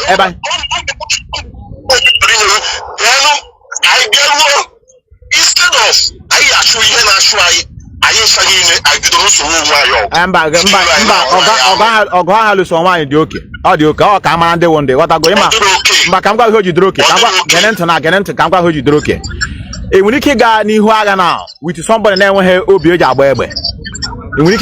with somebody that doesn't believe in what you believe, you got with him. You know, hand on him now. Here no here we process. Make anybody know the verse. Say we do na this condition. I love the condition we see ourselves. All get match face here away. Anya man dey want the man dying again so. You want to go so happy like that, brother. Thank you very much. Thank you very much. Our brother from South Africa. Thank you. I don't want to begin to segregate, but our onye ejo mmadụ ogwa eziokwu. One IPO member they register. No hand but I want to write you okwu. Mazi Nnamdi Kanu I mean. Let me call you back, our brother from India. Our brother from India. I could see that thing. Yes, can you hear me? Yeah, I can hear you. Good evening, Mazi Methuselah. Good evening. This is the first time you are calling me. Am I correct? Yes, this is my first time. I always follow you and listen to you. All right, you are welcome. Please, thank you very much. My name is Mazi Methuselah. I'm calling from UAE. UAE, okay. I'm very, very happy to speak with you today and to hear from you today. What I want to comment is about Kanu. So many people don't know about this guy, and I have not speak with anybody concerning this guy. Where I'm going is apart because I serve him as a house. I was there in Operation Python Dance. I served in his house. This our brother Mazi Methuselah. Some of the things he said is truth. Even sometimes we say something about the oath we take and all those things is truth. This guy did not take oath. And different people are saying something about this guy. Let them ask him who is in charge of PSS. PSS that our leader is bound. So they don't want to know anything about them. People should ask that guy because our leader won't volunteer. Our leader won't volunteer. And we volunteer was in our leader's house and doing our job.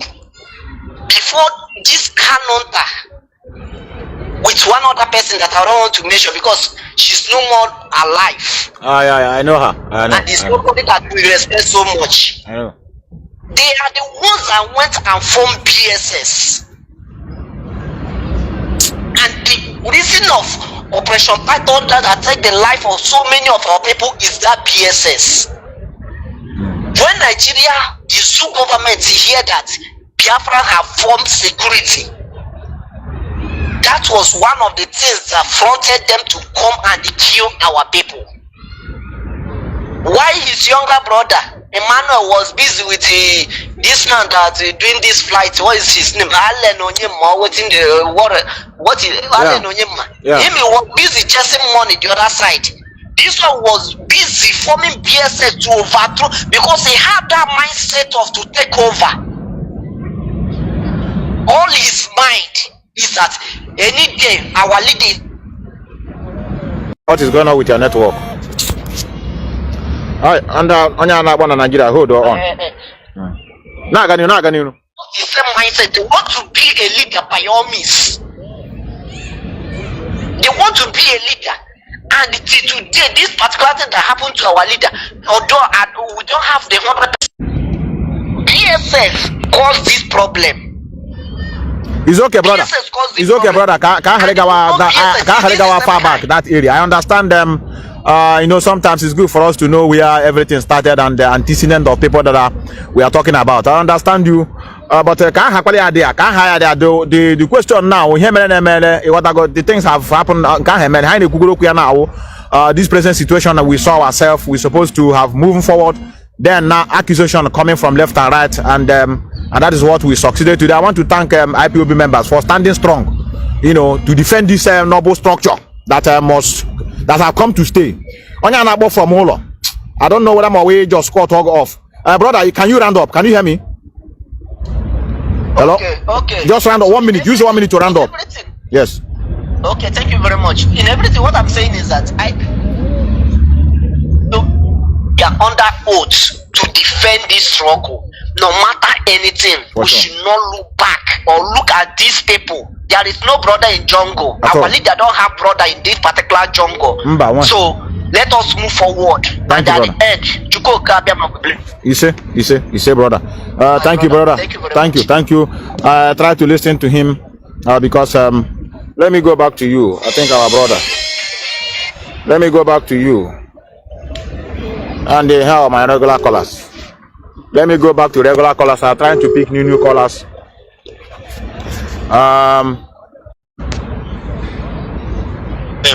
Yes, go Ganyu, brother, Ganyu. Straight ahead.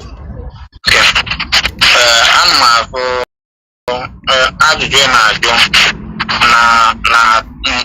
Program exactly. Yes, I will. They just now no straight ahead. No try to break up. Just they talk, they go. I hear you. Okay.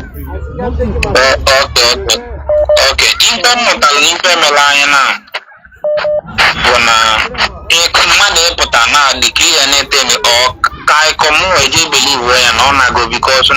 Mazi Kanu never. I got it through the Kumoyan Tayamaro de no Canada. Imagine if I'm a line or Foduna, the Mazi Kanu broadcast, I make it to point up when I see a exactly. So, in an India, you don't have the serious or for the autopilot because overnight this mentality, Amazon they can't make a decree anything. They can walk. With the guy mentality, I am Amazon they can't do it on. I betray I also. Exactly. Exactly. So, if I'm but I'm all program we can superstitious belief Nnamdi. I only need man for before you got but I'm you believe one year without evidence. How our people? No one making no promulgation, so no one making no so no one making no because Pastor Mepeloni, Imakitana, Ina since no more pastor Mazi Kanu Boga. Ika Ugofa, ihe ndị a na-eme bụ prediction onye abịa predict o nwere onye ọbụla Chukwu gwara okwu nwere Mazi Agbalanze gwa one day unu rekọd godu Chukwu mgbe ọ na-agwa okwu ka anyị nụgodu ihe ọ na-agwa m ụmụ ife ndị a na-eme na Agbalanze n'ọnlaịn Agbalanze ga-abụ ọnọrọ ọnlaịn ụmụ okoke na-ede Agbalanze ihe asabụ Agbalanze okpozi onye akpọzi Agbalanze ga-ajụ ya sị ya biko ọsọ ga-asị na gossip ka ị na-eme na Facebook o nwere ihe ị na-eme onye Agbalanze ga-ajụ ya ndị nwa na oge na-dị serious about Mazi Nnamdi Kanu o nwere any protest since eji wee jide Mazi Nnamdi Kanu when go protest iso your zone wee ga or your unit or your anything wee ga as in ka nwere religion Mazi Nnamdi awareness nwanụ onye kologbada onye abụrụ IPOB Ganiru, I hear you. hello I'm from Nigeria, but Ganiru, we are hearing you. So now you are doing so one is when creating awareness ka Mazi Nnamdi Kanu wee pụta onye a na-akụ ihe n'ọnụ. So my brother, ife mmụtara na this thing na-aga now bụ na Mazi Nnamdi Kanu pụta ọ bụrụ ozi this mentality anyị ji wee na-esi ya before ka anyị ga na-ajụ question and anyị malụ mgbe bụ na mmadụ atụbagoro anyị asị na mmadụ na-agwa anyị eziokwu ịmago na ifufe anyị ji wee Maazị Chike Edozie m too much bụ na since eji wee bụrụ Maazị Chike Edozie m ha nke ịchọrọ Maazị Chike Edozie m apụtabara one day defend onwe ya ọ na-alụ n'onwe ya ọrụ Maazị Chinasa na like ya daa manụ bụ na o nwere ike ịfụ dị manụ n'ụzọ kịta mara ya mụọ nwere ike ihe n'ụzọ mara m onye ọ bụ mana ọ na-alụ ọrụ dị ebube anyị ji ha n'ọrụ ọ na-alụ mana okoko ga-alụ ofu ebe kpọọ sutu ihe niile ọ dị kili ala ọnwa nke bịa na-eme ezisi na ọ nọrọ ebe ọ na-akpọ ọnaka inyo so ihe niile m mụtara n'igwe dị ka ajụjụ ejụrụ bụ na Maazị Nnamdi Kanu bụ na ose anyị wee nọrụ kịta nke na onye na-aplan igbu gị ga-anọ ime mmadụ ọ na-aplan igbu gị anyị na-enwe Biafra inwe ike ndị onye ọkpụkpọ ka eji egbuo dị hope ụzọ dị mma na asị nwara asị na ọka egbuo iru ebe onye eburu ụzọ gbuo gị bikọs ị mara onye bụ onye kịta na ya amalụkwa onye bụ onye Maazị Nnamdi Kanu pụta ọ bụrụ mentaliti anyị echenji gị ọ bụrụ ozi nke ọ ga-abụ pụrụ efu ebụta kịta ọsị anyị na Maazị Nnamdi Kanu na Joe Biden ji ekwe n'aka anyị kwụba aka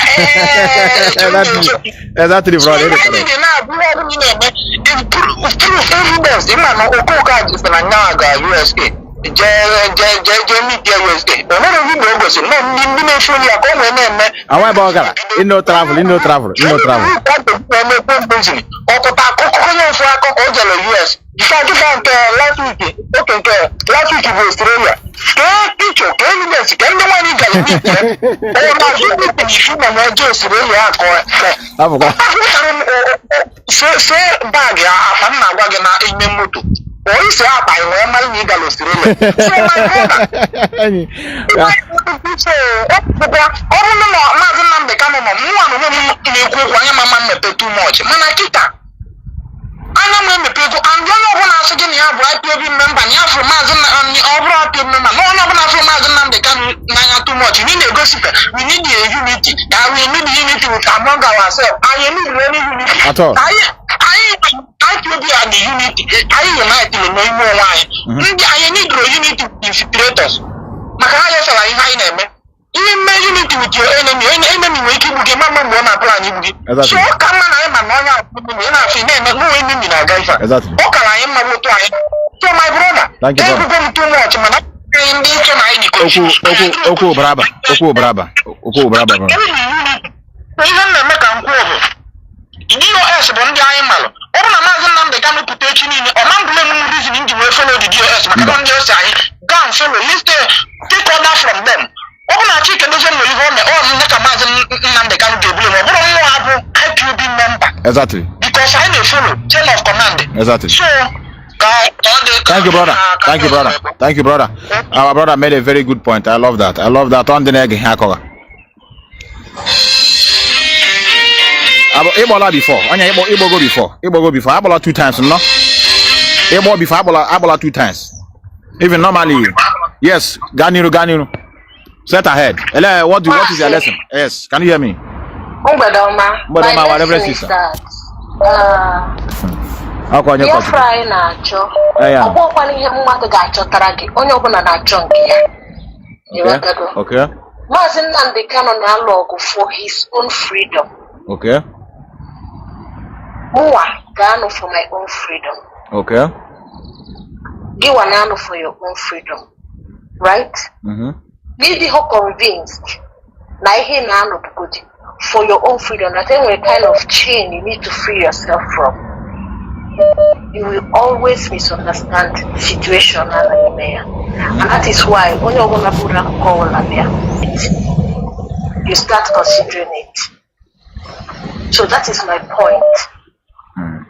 That today I've listened to one point in yesterday that made me I kept reflecting on it. They say, what kind of Biafra are we looking for? Yes. So it comes from the need, your personal need for freedom, that would help you to identify the kind of freedom or the kind of country you are looking for. So I'm sharing with you. Thank you, our sister. It's been nice listening to everybody. Thank you, our sister. Thank you, our sister. Our sister, our reverend sister. She have no problem with me. Onye she no get problem with me. Ya for umokoko. So you see the kandara in my church. Umokoko kwa 110% of their salary. And you are one idiot stop out. I'm not hammer about it. When you are from Nigeria, what is your problem? It is stop our call, but let us listen to yes. I had to go before. I think you can call him.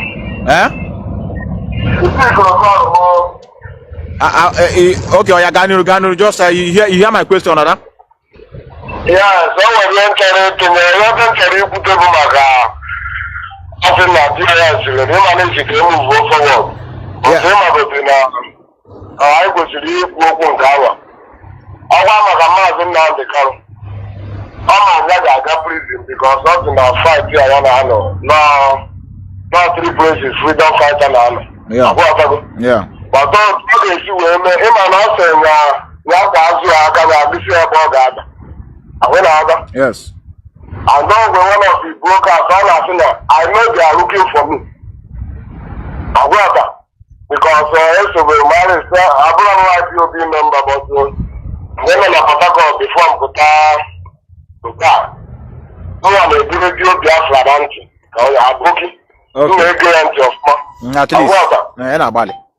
At least I like emoji. I love her. I love your honesty. I like emoji.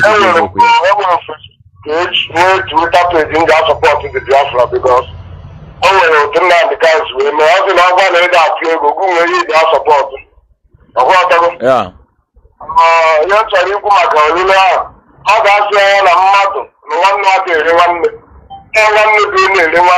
Christian Bible. Christian Bible. Yeah. Just for I'm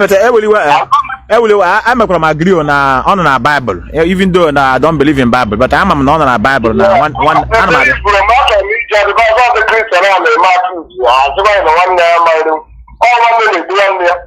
okay.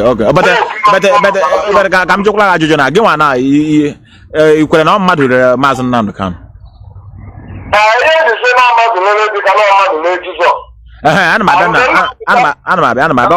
One after the other.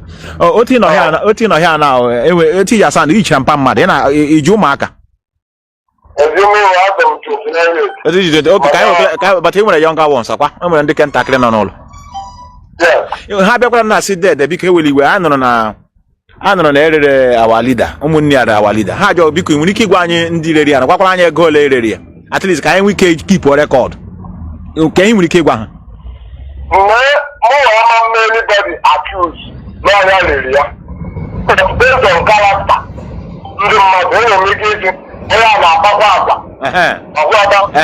I agree with you. Now we are talking here. Yes. It is correct. At least through the behavior. Even the case na trust someone who told you about. Yeah. It is correct.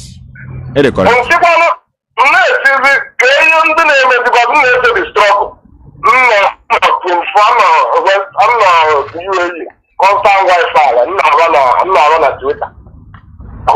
Yeah. Now, that the struggles here, that the United States will go up, but the US in amount, whereby Ujuku, Nagaru, Mbara, Brock, which are news media.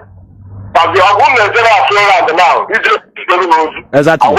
Exactly. You know the guy they do it for the guy they do it Biafra. Yeah, but what in after IPOB, I don't remember, but also after IPOB, there's never like Very correct. Another method. IPOB, immediately attack, we were exposed to. That's why you attack IPOB, or be exposed. IPOB attack, the man structure the movement. In Kebona, even DOS may attack, but don't you study, even one DOS may DOS attack, you will be exposed and destroyed.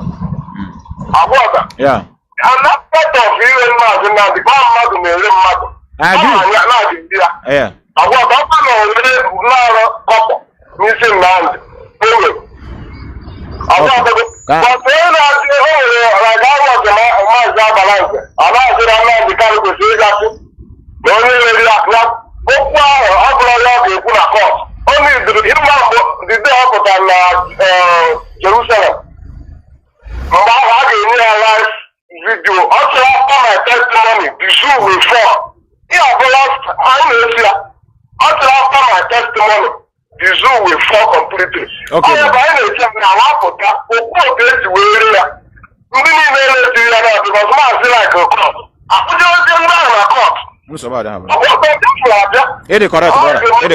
Thank you, brother. Thank you, brother, for your contribution.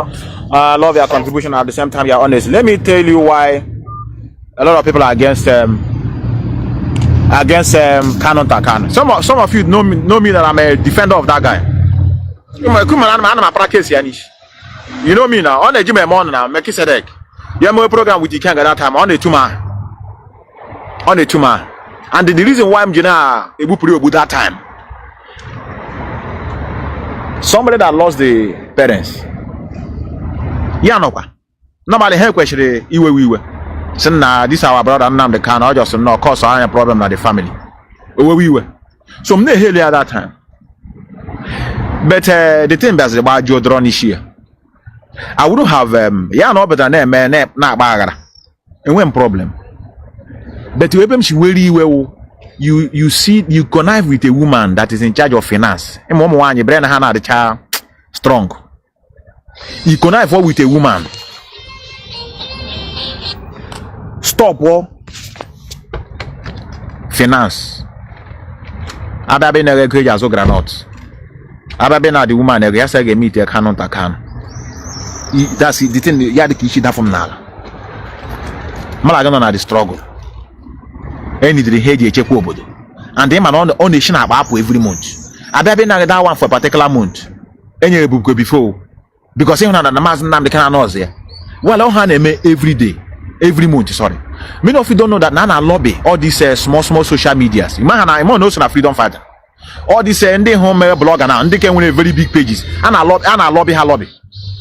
Na eme encourage simbi kon ọkwa anyi wakwa ọkwa kun na-eji nnenye aka na agbasa ozi. Anwe gbasa tụwa anya asị maybe kwuo ha na eme just na agbasa ozi. Anyị na-emebu ya before.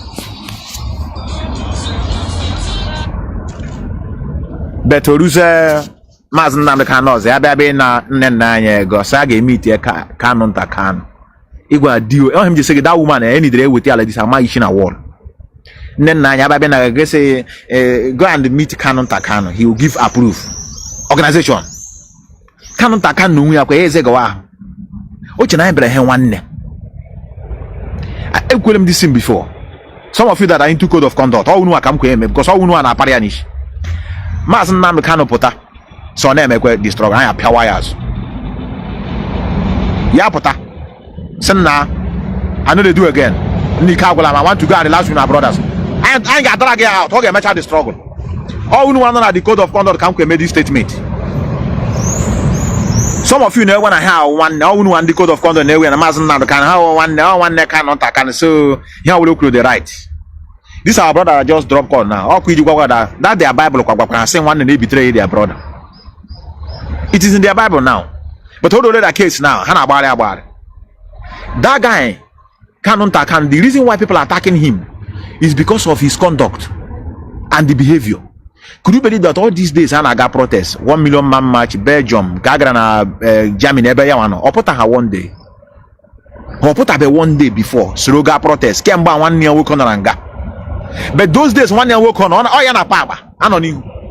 In the eye service now, Kamakan or one and they have mistake, Mazi Methuselah, I got where I'm up. I told you not the fear now. On your Kukuna Moji and all no Mazi Methuselah like her. As a freedom fighter, you need the criticism. Give crow. Yami made a mistake before stand there firm. So now, this guy that is criticizing me, I think you are correct. But you know how Nnamdi Kanu is another savior, holy. Yana gago na che de ganoko. Get say right on. I know where you are going to. So, questions hagaji awo. Your brother not supposed to appear for any movement. Anagaga. Here I want her business, family business. So what because of 1 year next agada, feeding all by family business. Feeding all family business. Go and watch Code of Conduct people. Look at how brain hard rather. Kanu called me. I my own mama pack. I'm being them something. I'm with him. Or they happy. Some of you that are watching me that are following them, you are a fool. He came to me now. Metu, yana nene ya kiabo is a mother. Na George, you may have a bomb group call. So Nande about him here for the first time. Did you want a bomb na for? Methuselah so when you saw Kanu. I respected him. Say, Kanu. I hope everything is okay. Yes. Now get my email address. You know, I gave them my email address. As there was a document that they will forward me. Nnamdi gave me a program. Na kogome joke na the DOS sold Mazi Nnamdi Kanu. Here I hold them. Jimana onya we gossiper. So he wasn't them didn't say na no yere 1 year work. Don't blame them. He came to me. Joy I do issue on what you. Yeah, what I'm telling is lie. Let me not see tomorrow. Now get with the information here send that I'm with this matter. It's a matter about I gave me a program. The same thing I send them question is a matter. What is that? Now I change the name of the leader. Now only the person in charge now is Sophia Carlo. No, I in charge. Never plan Mazi Nnamdi Kanu zonish. Him Julia will better will you now. That woman is also Sophia Carlo. Have you reached her? Came out there is no comment because of the brother that now only the document. I got sign MNS spy. So you need somebody get a stand there as the leader just for the sake of to sign the document. Call him a spy. Mr. Unabola the person. I say yes, we have called him, but he's not responding. We are going to sue him to court. Sophia Kanu work. I say no, that now they are going to do with. Say, but before my game this program, I need to make confirm. Him leave her. Okay, if you don't want to do what I'm telling you, now leave him. The time on relationship from my ear. Is it because we are loyal? We're not just a zombie. So all I am today, I can't value Kanu. Moya some boyas. Kanu. Moya some boyas. Oshigish. For you to wake up in the morning and begin to say DOS send Mazi Nnamdi Kanu because they change the leadership. Brother, today now what happened? It's a mother may blunder. He can't come back again. The problem with Indoji. In fact, not every Indoji. Let me be correct. We Biafrans. He made mistake. That's why today I'm a hello Paul Achebe. Paul Achebe Nejiro. Forget about the issue of religion as far religion as you see these two people, Paul Achebe, Ejiro. They destroy that thing that we think that is not possible. You make a wrong step. A man he made a mistake. Because of him, he turn back. Sorry.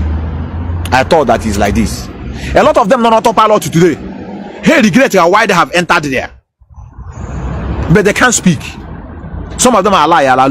This guy is now. Some of them are liars. Who also in the cook now? They came on social media and dying there.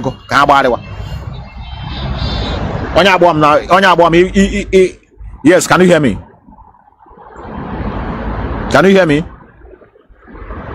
I got my block on if you don't want to. Can you hear me? Yes, I can hear you. I have spoke with you before. No. Oh yeah, hold on. I'll call you back. Hold on. Not the same screensaver. So a lot of them on autopilot today. They know they have made a mistake, and you know the latest one. I have it. I'll post it later. I'll just search on today. Gotcha. I played a bit of it yesterday or day before I did my program. Someone ever opened his mouth and said that IPOB as a group is a failure. That nothing IPOB can achieve. In fact, that the countries cannot listen to IPOB because they are not a country. So it's a group that all those while they have been running around thinking that they are doing something, they couldn't achieve anything. But he just came. Trump have recognized him. He came. Wikipedia have recognized him as a Biafran. Now all those while since 20 years, 10 years they have been running around, they cannot even achieve anything. Why he made that statement is because about the child to deceive people, he couldn't succeed. OGC when they could put out the thing on the question. So all you the thing they when me were canon to canon and there's a jimado. Hey, made a mistake. It's a jimado. Because they are not code of conduct. How foolish people. They have made a mistake, but in other words, I just say it's a sorry. And I fight is right, and the more they fight, the more they try to claim the right, the more they're making themselves look stupid before every other person. But what has saying their problem? Jukwa has say onyendu, oh how and then apa onyendu sell onyendu. Unu hukura na program on the sabiko ewuliwe. Kowara anya egele kere onyendu. Konye jidi receipt. Kende zrazo. Go to ejire. Josu una ekule hiku. Make una calm down. You know sometimes una adala na rush. See because maze ekele no no me na no. Because since you have been saying that DOS them they sold onion to because we were going then call the pipe because DOS Brunipo now the particular one there can go let you get the receipt. Can we keep we are nothing or no?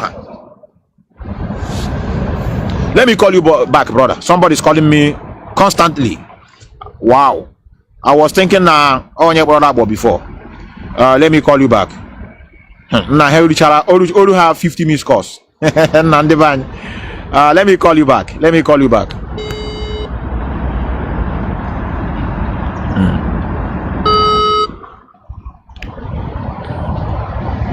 Yes, Daniel. Mazi. Yes. Okay, yes, you're welcome. Mazi,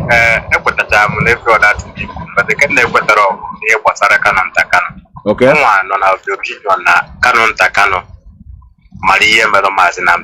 How? Why do I say so? Okay. Or why do I believe that? Mazi, he went to America last time, right? Yes. And then some of us were followers because before going to that America, he did a program for days. Obona social media we made a program from there telling us in America we wouldn't have known. Well, 1 or 2 persons maybe equal that are going to America. Yes. Right? Yes.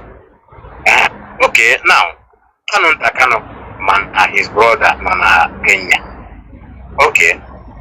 And the leadership there is members of the US Amaro Ebe Mazi Nnamdi Kanu. One up here Nigeria, Ebe Mazi Nnamdi Kanu is not on a mountain and as of then Aka Mazi Nnamdi Kanu. Open normally him Mazi Nnamdi. Why not? Why would you go on to us? I don't go this way to plan because or one can the passport Mazi Nnamdi Kanu to where Kenya goes to where went here.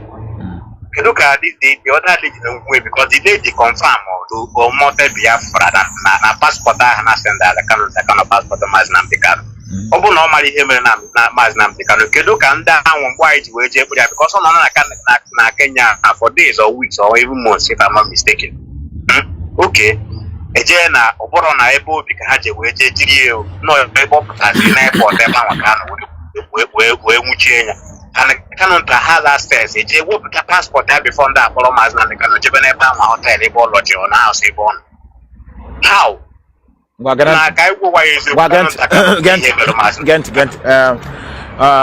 here what we are saying now is what I call speculation. The reason why pointing finger at Kanu Takan is because of the situation surrounded the whole thing. Normally, all our questions were prime suspect. I agree with you because always joke I am on a struggle. and when DOS, it watch when DOS are living in different places. Brother, what you know here now again when one nigga na go here home also again struggle them. You gonna wear your movement. And onya no we na pakwa aba, ona apa aba, ona patra maz Nnamdi Kanu aba. Places on aga. So like what I want to say now is a speculation too. I never removed his picture from the suspect, but I can't prove it that Noya was in charge. I'm coming. I will accept that his behavior, I will not call it a mistake, because I don't know whether he did it purposely. Maybe even a way see that now, able follow the parents. I cannot name Biafra. Only we were snaka or just to destroy your destiny. Oh, we can one near or ba or make you on. Say maybe no na or chairman or one there so that everything close. Okay, we can allow now I made the normal business. I'm not my own speculation. So I agree. I because it don't matter. I saw on a mountain. Here got just one now. Mazi Nnamdi Kanu on a mountain. And how are we going to know that? Is from him. Now, can we get a problem with all these people? All these people now would all how about the attack on innocent DOS. All about him, you oh how ndị a na na-ekwu okwu ya na-awụ ma Kanu Kanu ma ndị kunu kpọrọ code of conduct ma the autopilot infiltrators. Oh how bitere the attack DOS question send it to them. How I send this to DOS? Why they want lapses? What is the lapses? That gap between the leadership and the Mazi Nnamdi Kanu, they're supposed to know his whereabouts, which I agree. But we have understood that Mazi Nnamdi Kanu said no one three things that we don't know. So it may be one of those things that no one about the movement. So everything now boil it down to better. Here I want him on now. Him on now as a member or a supporter of this struggle. What have you learned throughout this situation? Mazi Nnamdi Kanu, is it a good thing or a bad thing? Or him could put here. I don't go speculation and Mazi, yes. What I have learned is this: is never to trust anybody, be it my wife, my children, my brother, nobody. That is what I have learned. Yeah. Because if how did Kenya government or even Nigeria government got to know that Mazi Nnamdi Kanu is in Kenya? If nobody informed them or give them insight, okay, this man is here. You should go to some place, you get him there. The issue of international figure. You have an idea. Now I'm a worldwide. Queen idea. Yes. Like what I'm telling you now. Here when I not speculation. Na Kenyan airport. We came employed as a cleaner. Cleaner and Nigeria. We can cleaner blood. Airport. When I call crosser. So now this man are very or my police all police okay now in Kenya. Him call speculation from but anything can happen. We can't just conclude. So everyone they want now, this thing I question, all one question and attack. But all how an allegation, how turn the back, allegation. Can what's about this allegation should be though? I think I'm all one little favor and the group, and they have attack DOS match. Confess no what DOS. If you watch your Facebook, yes. I confess, I say I never know that those hands are clean. Simon, even that they feel that we confirm about no little Facebook. Exactly. DOS. Oh yes, now there was a program you made. Yes, you are correct. Understand? So when they man can buy say me on the buy there, they put a pararo put start. You always flash service. Exactly. You understand? So that is the problem. And the buy more than I wouldn't think was a general. You put a pararo put that there, so everybody chef ya.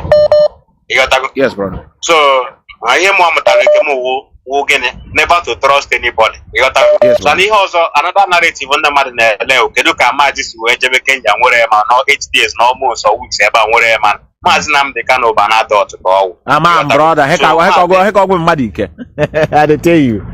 So Mazi Nnamdi Kanu banado to go. Weba me and I will make him put a chin no whatever to region. Jebeba and Nakemo and Abaron. I will make you a Lola one before you look one, brother. But when a parents and a phone, when we make something very busy, your parents have a quit here the call. You many years before. Yes, on several locations. And what happens there? Then so bad, brother. So bad. I'm not telling you, so bad. What now? All right. Yeah. Maza Maza an intelligent figure. Unneposi all these charlatans. Let me go to you. Yes, can you hear me? Yes. Yeah, Wapi also. Yes.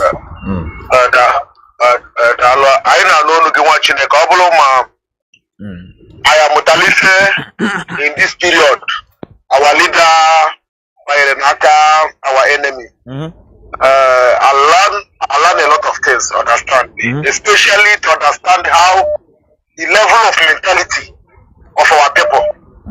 Understand that the people will keep with a bomb without no evidence at all. Understand this? Still, bomb no evidence. It just bomb without no evidence, and the level of mentality our people will, and they understand very well now.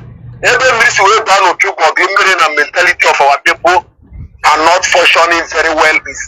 This abomination under the lie, Christianity has just made our people mentally. But at least we ban no two bugging. Understand? Because everything about them is Elohim told them, Elohim told them. Understand? Biafra is a spirit. So everything is a spirit for them. Understand? And I learned a lot of things. And I learned that if you didn't use your hand and your ability to work for something for yourself, nothing will come to you. Understand? That prayer is rubbish. Fasting is rubbish. That's the reality of life. So you understand, because you can't tell me that the Israel is fasting and prayer and they're defending themselves. Or now that the Russia and the Ukraine is fighting, they are using fasting and prayer. Those things never work. Understand? So I learned a lot of things. But the main thing that I learned is that now our leader outside, all Biafra. Our leader stand in your front, I stand in your back, I stand in your left, and I stand in your right. Understand?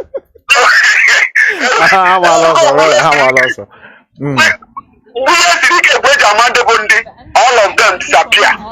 Understand? Yes. All of them disappear. So, and if our leader got put up, understand? That is why our leader make our leader myself so much. That is why we are working around. They only did 100 men. They didn't do 100 men. 100 men have Bundi stand with our leader. This moment, these people stand with our leader now. This moment, these people that believe so much in the teaching of our leader. No, DOS is what goes in the absence of our leader. Understand? Exactly. Mental toughness and on the 100 men. On the fair weather people, we had them all air Biafra. Our leader will stand in your right, on your this. So I learned a lot of things, my dear brother. Thank you, brother. Thank you, brother. We are winning. For sure, brother. We are winning. There, brother. Methuselah Abaliala today. I say I'm not going to lose every time. No, I just say I'm not lose. It's good that we witness what happened. I love it so much. I love it. Allegation carry. Even this our sister that just died now. This our Madam Heather. That's all. No zoo government is here. Yes, can you hear me? Hello, Methu one name Methuselah. Yeah, brother, you're welcome. Mazi There, brother. Yeah, no, that's an answer, but a number because that time when I made a program na TikTok. Yeah. So you see your drop was yeah. I mean, I'm not Nishikara. Oh yeah, that's what can contribute to because no, man, if you trade to be one about Hana Woku Sefi, Nazu, every brain on Dana. Yeah, this is what Nazu Monday Wukuro. Madi get the remarks in the Kanu. You get the map in the Kanu for years. You get your name, Makwa. On America Mirosu. Now, no chike dosiemu put the head of directorate of saying actually after I am Mazi chike dosiemu is in charge. On our what was about saying hold on to DOS. They are in charge of this struggle. Eh? Sometimes no kata say no dey come as we hear men. When more for many months. Opo no mara okwa o limit umu parasite Anazo here anako in fact anako ina Biandidi amaka oh to what I give you Michael. Thank you, brother. Thank you, brother. Thank you, brother. Thank you, brother. I need the Agma badge to that side. Agma badge. Thank you, brother. Thank you, brother. What to word? The Bani Shigishi. The Bani Shigishi. What to word? The Bani Shigishi. I'm not a with their mentality. Michigan Mwanyagari Hana. You know, to the Mandagadi one. You got Hagadi one of 70 years. Ye GK, year tight. Nabu Igwe. They smart. Kuno echiche ihe ọjọọ n'obi. Onye achekwa echiche ọjọọ, onye achekwa echiche ọjọọ, onye na-enye m shona na-enye m. Ụmụ anya dị very neat. Lekwe kwa agadi nwanyị. Koto ji dress a yiri tight. Anye kwunu na aba onye ọwọ go say nothing. Ndị ụka sef na-ekweshi ime travel. Ndị ụka na-ekweshi ime travel. Ihe mmadụ ji anya ahụ ahịa. Lekwete onye achi dress cha eme attract. Obodo adị mma, environment adị oke. Ị na-ewegori iwu inside pụta bịa lere anya. Imesa akewa akele lere kewa anya. Ụmụaka dị neat. Agba igwe ya wụrụ na unu eme mpompo ụmụ anya n'ụlọ eme mpompo. Aga m emere unu program one day ụmụ anya anyị. Aga m emere unu program one day. Unu see picture nna mela dis amam hinu lere. Mam hile amam ichi a na-eji ukwu that's eji ukwu enwe progress. None of you will agree to ride bicycle at home. Umuanya no no. Unu gekwa agba igwe n'ụlọ. Ade asuna. I ga-eji wuni ki ji igwe goji lo. Unu ga-eme big boy. Na-emere anyị big girl na big boy. Nna heji anyị kara akari o. Mama ebe m na-ebido heji anyị kara akari. Yes, Bapi also, can you hear me? Makasrahu, brother. Ade you. Ganiru. Thank you. Yes, brother. What's from my location? Let's say that you asked about my pocket today. I was this guy working from South Africa, so you know. Hi, Alehman, how you break? Your line is breaking. Okay. This guy working from South Africa. This guy working from South Africa. Yes. That's Methuselah. Can I hear you now? I hear you. Yeah. This is some guys, some people talk like this. Yeah, already Biafra. Yeah, this is really Biafra blood. Hana blame because anyiwa wundi Igbo. Anyiwa wundi Igbo. Hana blame kwa mana agbakwa o. Mazi, ina akpọ obeluche. Small mind. What level on je liji na de sige. Na Mazi ke do siamu sia. Okay, I hear you. Yana onye ndu every day. So this is not with stamp. Now this is I mean I do like them like Asala we are trying to just na man Mazi Nnamdi Kanu ga no homo. Na we every 2 minutes. I'm gonna fall in love 100 before. I'm gonna go every 2 hours. I decrease. When they talk, you the reason why they are autopilot. Because for you to be autonomous, the first for you to say this is not worse and this thing means it's not real. Worse, only worse. To him, only worse and you feel is shift. That is wrong with your brain. Exactly. You know, so that's me. Now, Voilà, tu so when are you going to talk about one day, yeah, but now Africa, brother. It's okay, brother. Can happen like that. Thank you, brother. Thank you, brother. Happen like that. Now, so assuming na what's security na going to every day.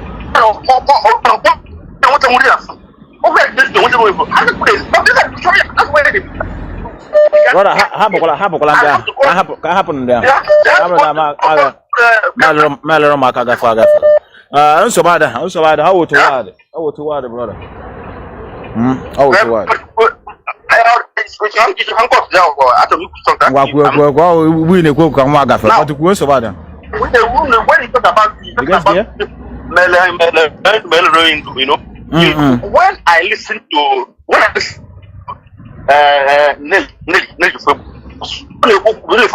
that place, you were saying some that the Elohim had when do that was already that was the died even he tell people even even you don't know one person who hold the one side, one person after two person go hold this they try to you know he did things like you know they listen to this thing you forget that this girl is very people have information of what's happening to him. Brother, have there. I know anyone you cook at least anyone I'm go something at least you want to get a man to the bany the camera. Other people will be learning. Exactly. Learn your favor when you go listen to that. When you listen to that it broadcast after the way you listen to your phone is cutting, but it's okay, brother. It's okay, brother. I just try to manage it. I don't know why your phone is cutting. People are complaining their phone is not steady. It's just a bridging. Maybe it's a network from your side. But anyway, I got your information. I got the information. Thank you, brother. Thank you, brother. I don't know what is going on. Your line is cutting. Your line is cutting. Methuselah will be winding down. Oh yeah, some roller wine. Oh hey, Mazi Paul achebe ya ebu no Italy. Ndoji juru na that side. Ndoji anu acha this side like that. Jema bokola. Ana m na house here now. Wanya m hugori ma wan he no nimi. Eji mezush. Ana mezunush now. Ana ma gwolo no tum de na so that owu tomorrow no na unu so to fi akwa Methuselah. Jema bokola this woman mama on around. Asum Paul achebe isi mwepu anya. Mwepu anya mbele we gwa kwa the brother. Ke choka mbo every 2 minutes. Our brother from South Africa same as a chicken this son abo on abo mas Nnamdi can every 2 hours. Our people. Listen. Mmadu ku na mana mmadu ru na anyu na mana hoji ru na anya. Make una no dey take talk direct like that. I greet you, Adamna. One you I greet you. I greet all of you. One we're not around. I greet all of you. I'm gonna be allowed. I don't know more today. I don't know more today.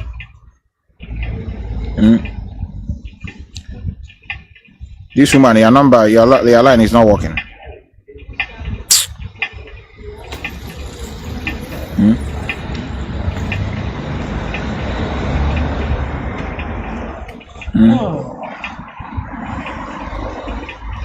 Okay, let me pick on one your number haga.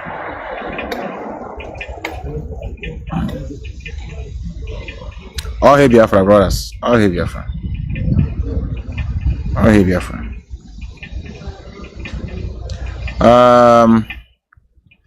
Come the town of Kola like 2 calls. Come boy, she 2 people back. 2 people. Nazabe called her before. 2 people Nazabe called her before.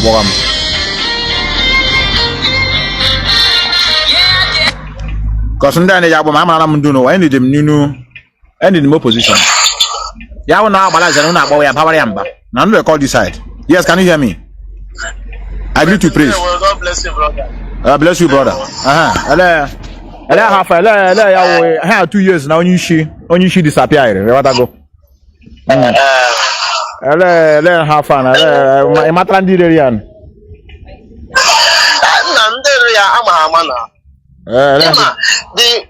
The rendition of our leader exposed many things, and that thing exposed is that we begin to know the real enemies among us.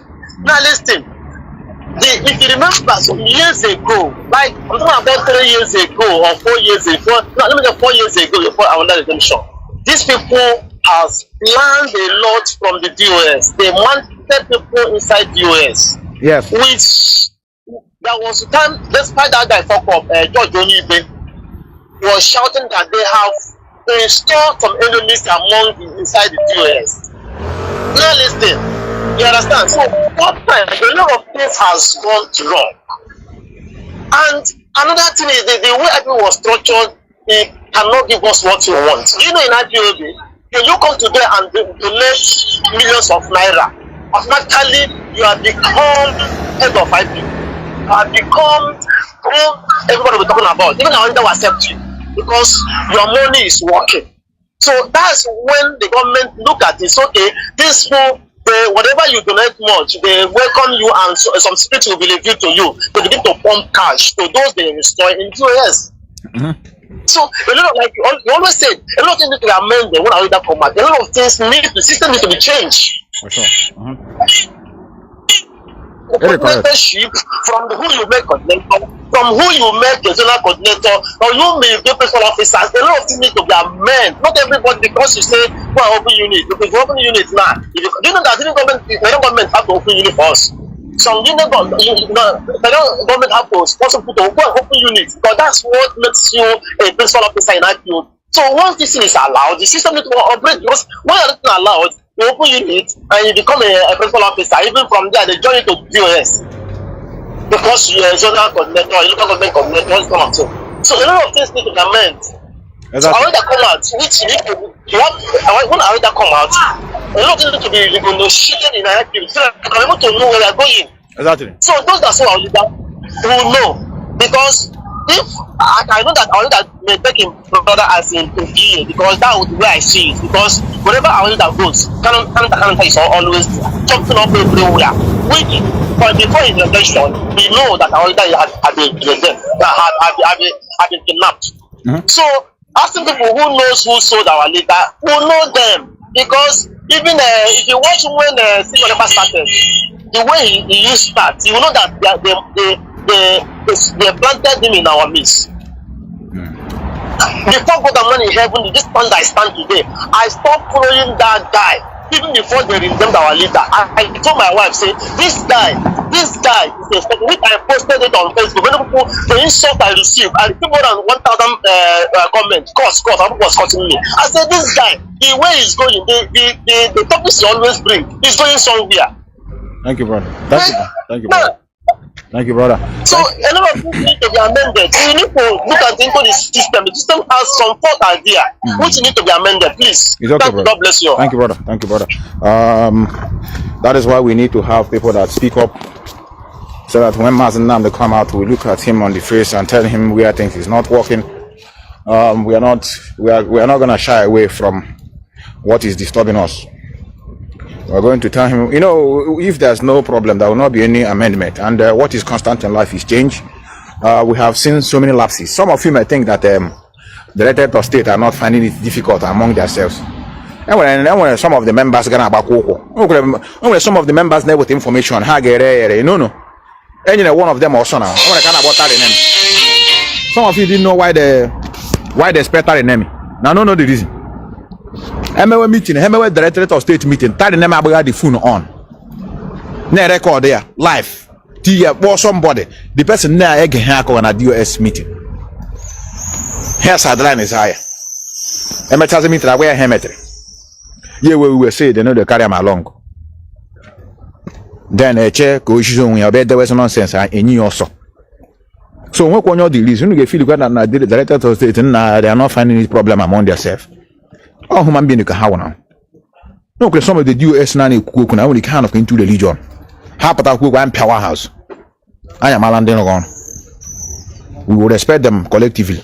But individually, put up in another thing, I am going to see we know they see you. We must make sure we do the right thing. Then on Hana. Mazi Chike is a very silent achiever. Hana Choko corner be cook every day by day, every day by day, every day by day. So that I'm here gauge now a corner. But he's not talking. But I'm that now silent is golden. He's not talking. So Hana says, oh, yeah, only you could be peckham. Or be on your baby attack, on your baby marcus. Yapata you straight ahead, once in the blue moon. I say, only didn't happen, I just saw you walk and Kadara. The director says, suppose they come out, they address us every day. So here, no one came away from Mazinal can into shipping. Each of us up that one, make a position. Good na quaka. You get married here 100 years. I'll be on another stage. Here now, and I'll be a cleaning. How an idea to bring up people. All this autopilot, I get their list now. Many of you are my IG list, you get the pictures. Mazen Namaka will come out, you will see crowd. Bloggers get you back where go. Indeed, this is quiet and I give it a big work. Oh, one of our sister, a mom here her problem. A mom or the sick. I don't want to conclude. I don't know whether she's in Russia or somewhere in Turkey. I don't know. There one I'm away broadcast Mazen Namaka history here. A lot of them gonna move now. Wasn't any work. A lot of close their mouth. Oh, yeah, on there how Lily livered. They may not have any bad intention, but they no reach. Now they call me here, this woman. When they call you, need a pick call. You know, so these are the things we are talking.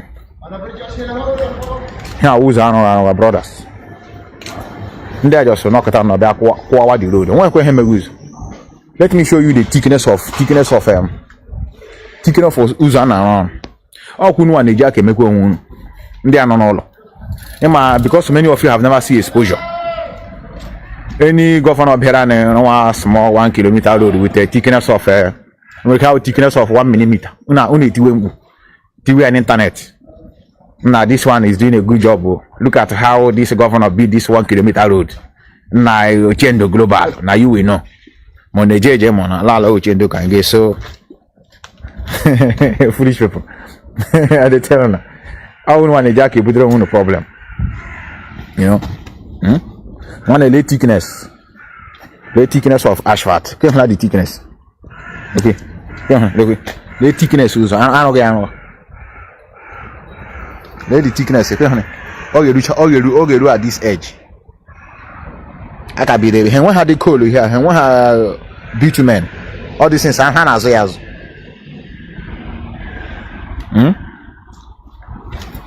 Oh, but they make it. And when a minister of prime minister that stay in Finland and travel to Australia, and I'll call an virtual meeting, meet him on a virtual meeting on a tour. Actually, I understand what I do, but I don't do it perfectly. I'm with very good instrument for them. I can make code environment. Code again in our life. Or they in Australia. If I got family is here Melbourne, Australia. Because I say yes, the Prime Minister is working on the state of Australia. On a bedroom here in Finland. I got lodged one hotel in Helsinki. I see he's an official tour. Got work on a guy. But I have all actually he's back to his base. All this people United. I want one of our brother can say, can't we keep this difference and do what? Keep waiting. Eh?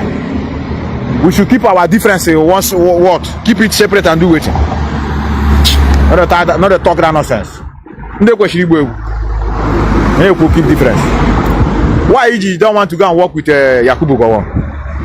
He's not a human being. Or a Christian. Can't you forgive? Why you want to go out from Nigeria?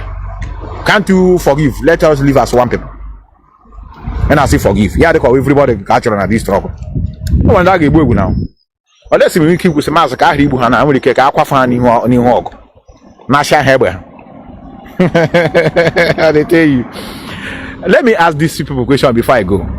All these people they just balance them now, Paula Chebe them now, these our people name me sort. Where are they? They know they call me. They call me. We know they tag them or waiting. How I go fit reach them? They know they call. I balance them on a hanabo, Abba. Chere can wag, that guy, Chere can wag. They know they call here. They are balance all the kids a platform one day with a program. Una password my logo in Jirgweme program. They call me. The teacher are there for civilized. Ma say only think Nigeria Koko where why na go ta Suzu me channel says. Why go like that? Which way? Huh? How will I talk to you as an animal? Animal question hunt or down. That get no now. I was teaching people can don't when they create sacrifice. I when they sacrifice now for you. Or man need got the channel like that. Austrian man and one who saw Unubulia. Madam Head and one who saw Unubulia. Unubuka the parents of Mazi Methuselah. How one at the same time? Just look at that at the same time. Oh no, I will call Unubuka that one. Call Unuan.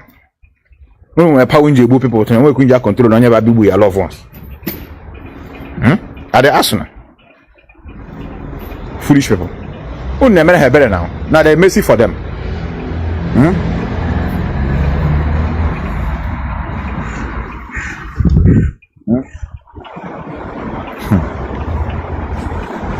I want to thank all of you. I want to thank all of you that are here. I see. Let me begin to recognize all of you before I go. Hey, Juna, platform hours. Hey, Judy, hey, Quadia Kishi. I tell you, I'm a brother guy. Abba.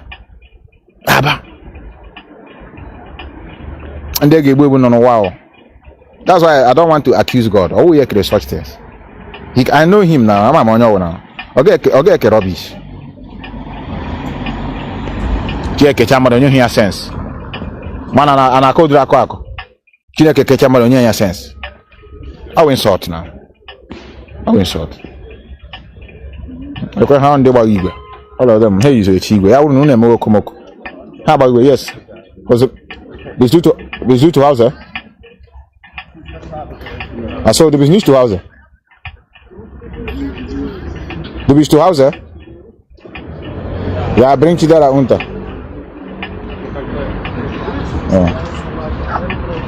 Okay. Okay. And then exercise. Okay. I won't exercise. I will want to change the somebody accused. Now you're a Mazi number can.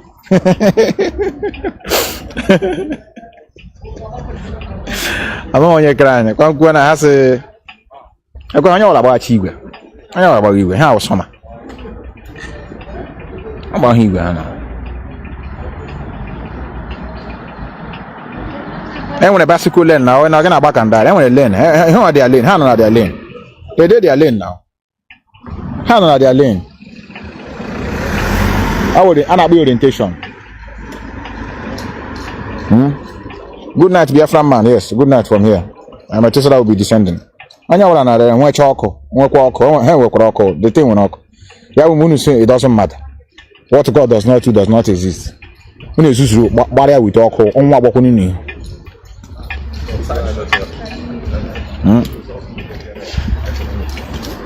I want to hear them. Yeah. No, Simon, hello, wall. The God forbid that thing. I could roll. Down to China, that draw glass. One day, Burial wall, I could roll. Can around yourself, how do chala the glass?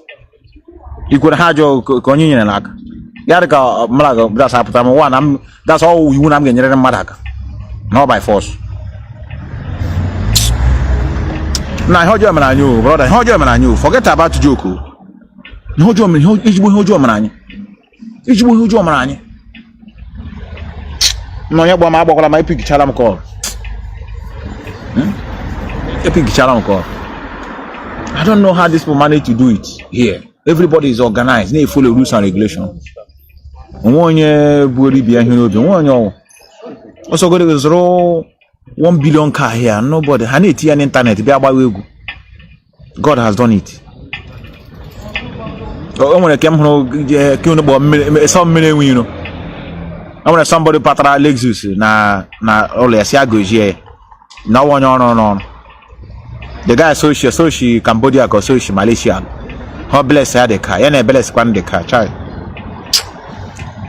If you are a care occupation, only come on all a Ghana Tramad. How's almost this one comedian just bought himself one house, Haiti and internet. This comedian just buy Mercedes Benz, Haiti and internet.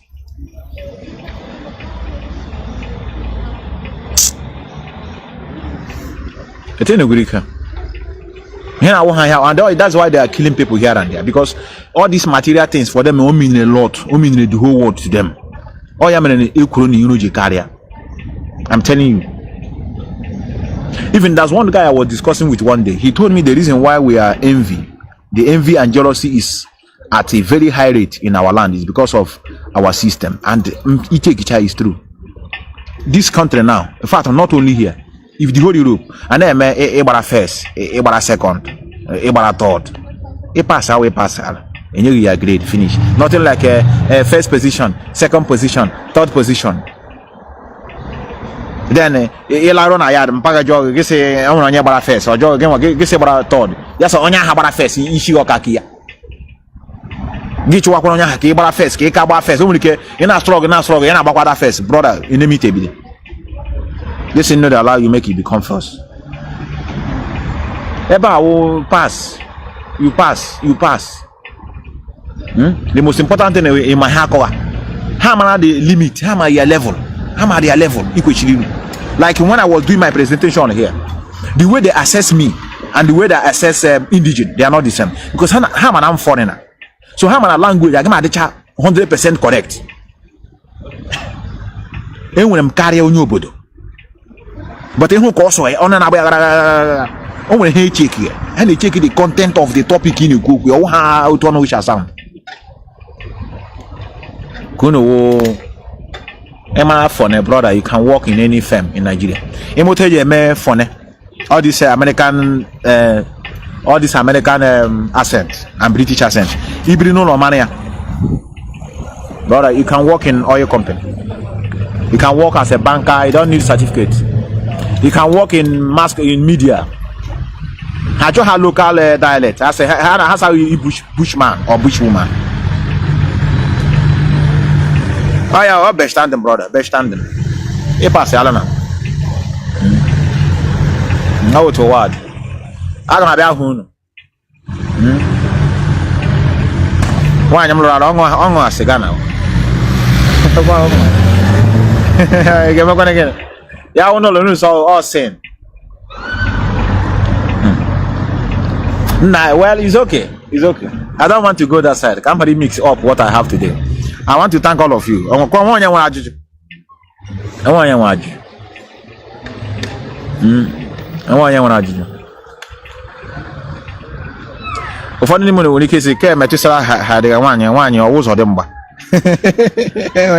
oh, did you have seen that metal? I remember when you before. I will count your team person. Look here, and the Mexican is the guy. Look here, like what I have a billion. I like bigger. Okay, how one you look at Lequanaka. Ton Lanya Bar.